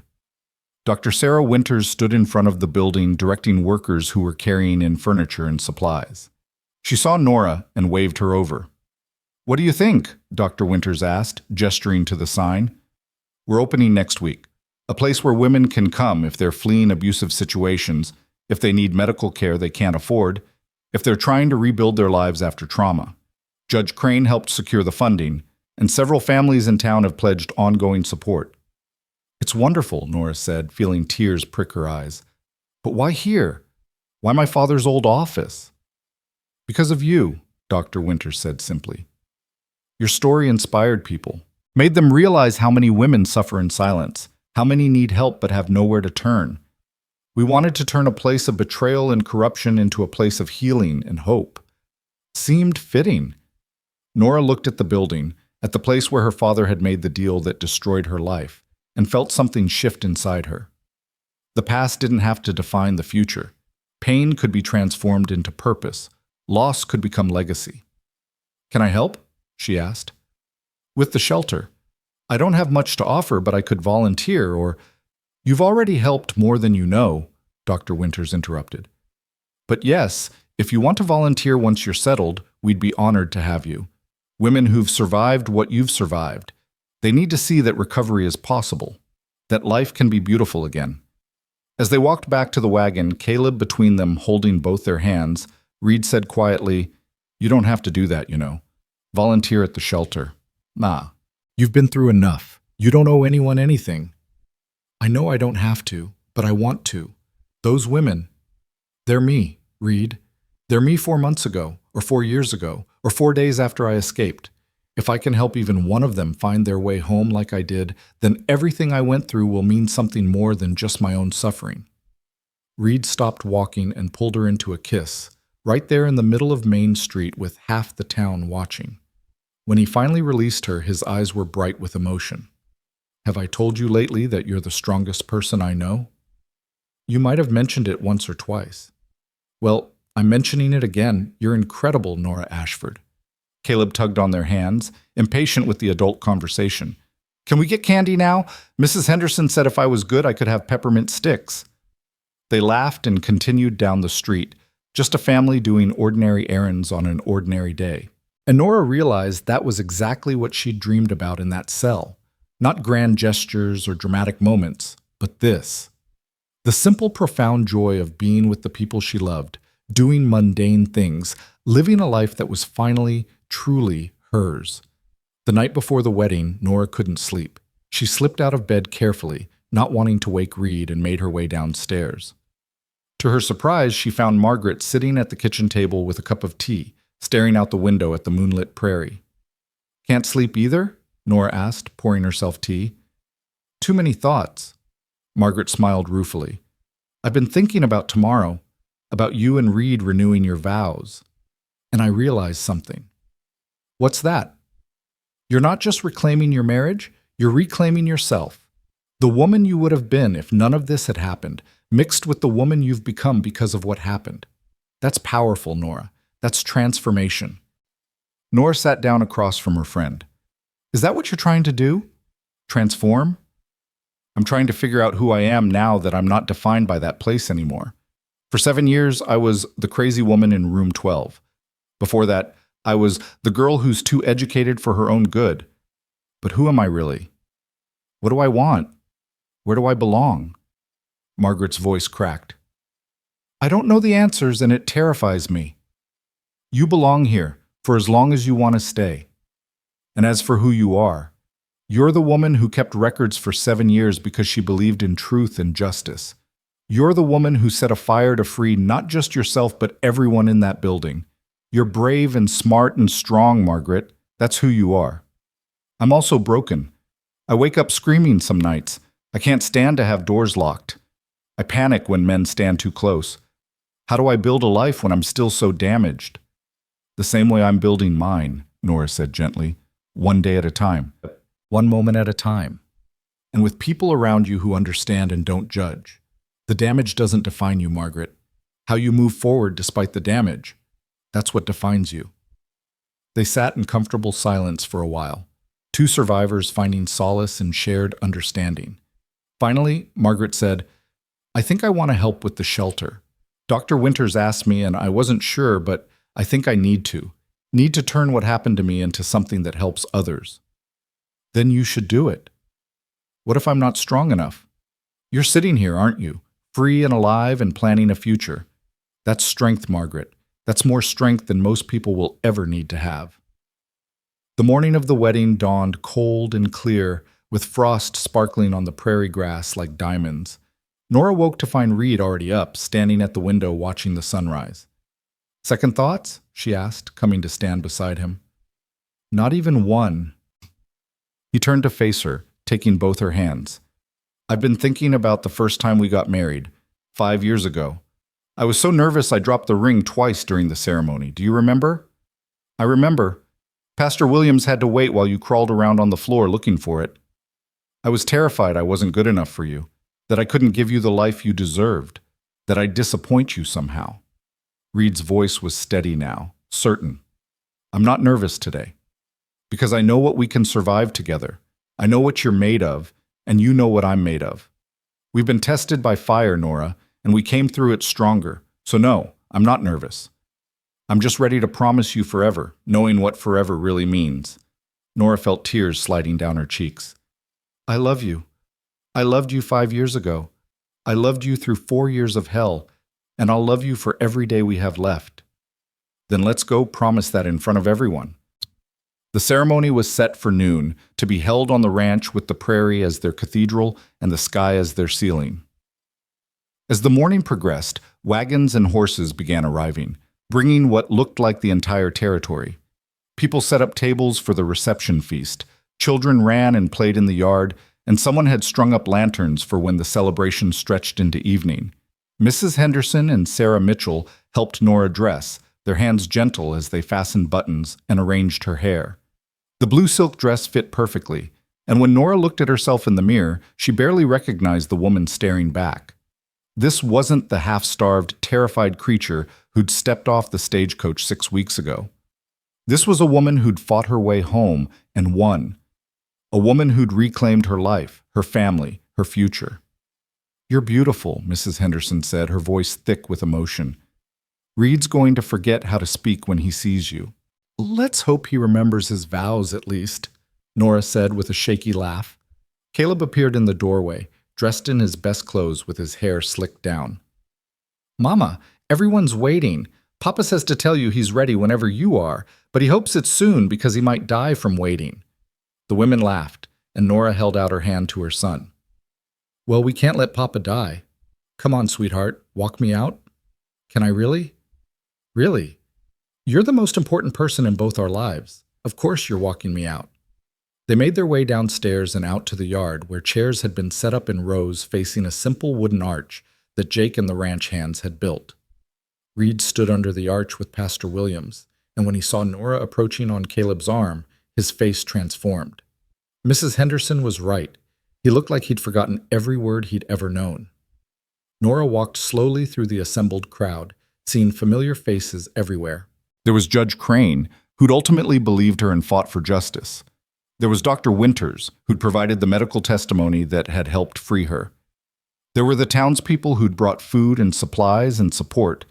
There were the women from Riverside Haven who'd come forward to testify, each of them a living testament to survival and courage.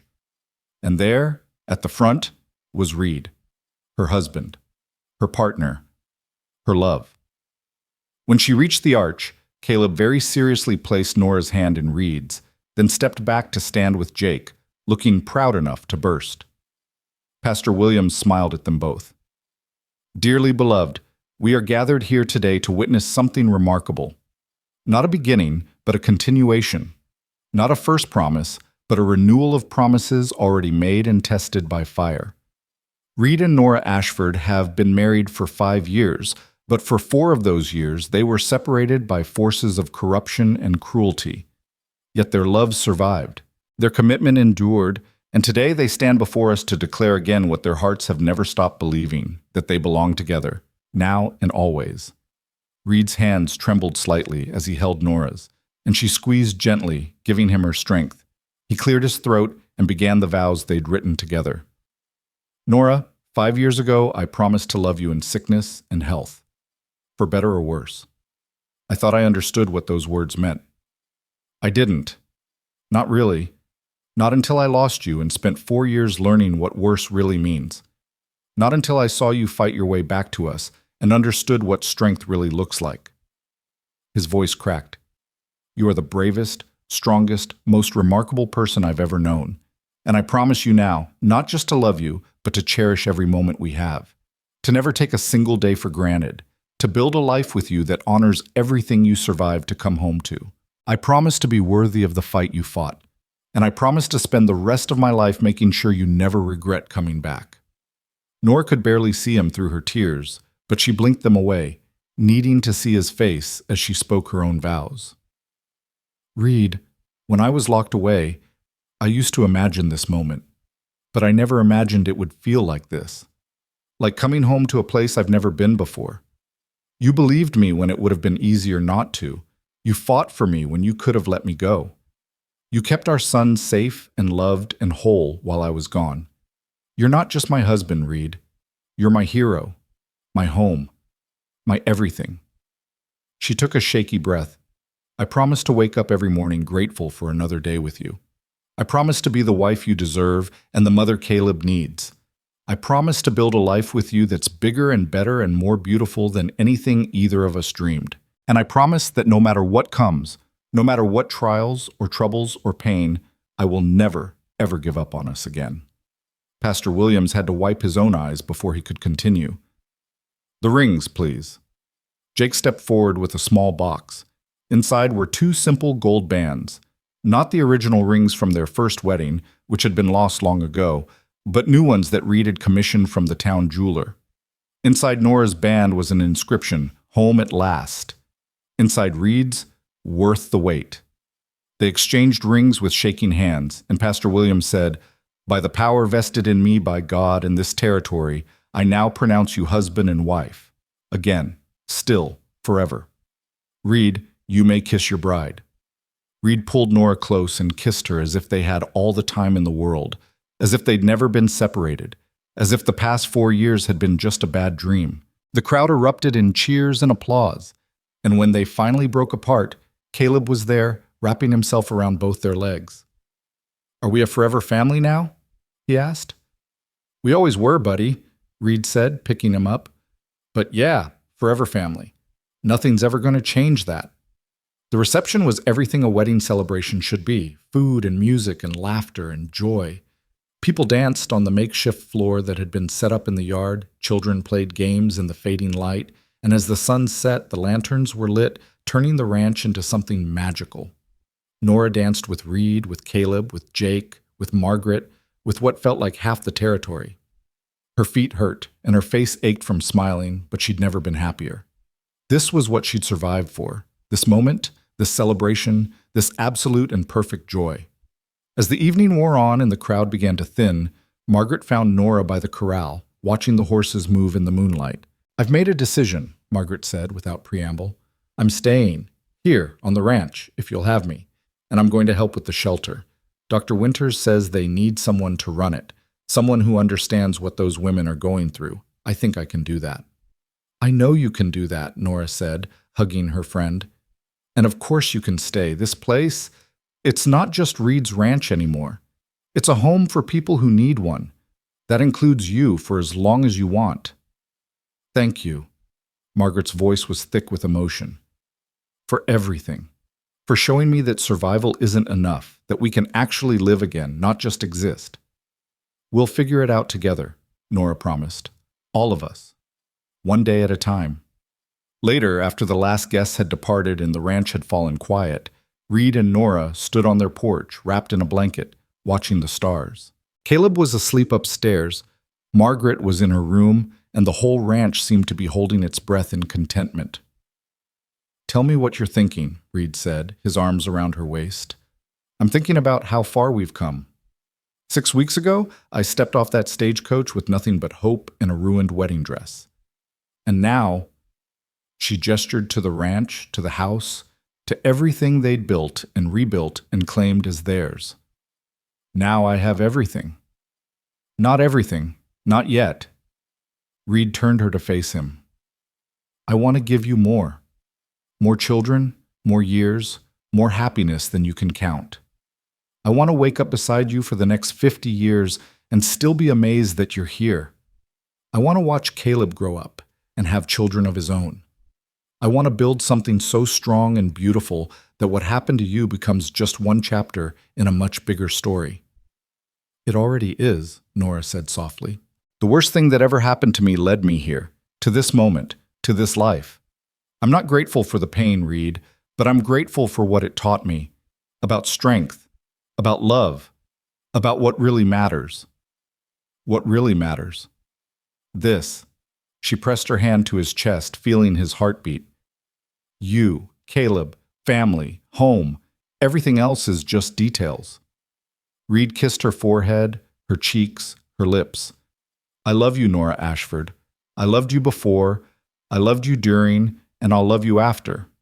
Whatever comes next, we face it together." "Together," Nora agreed.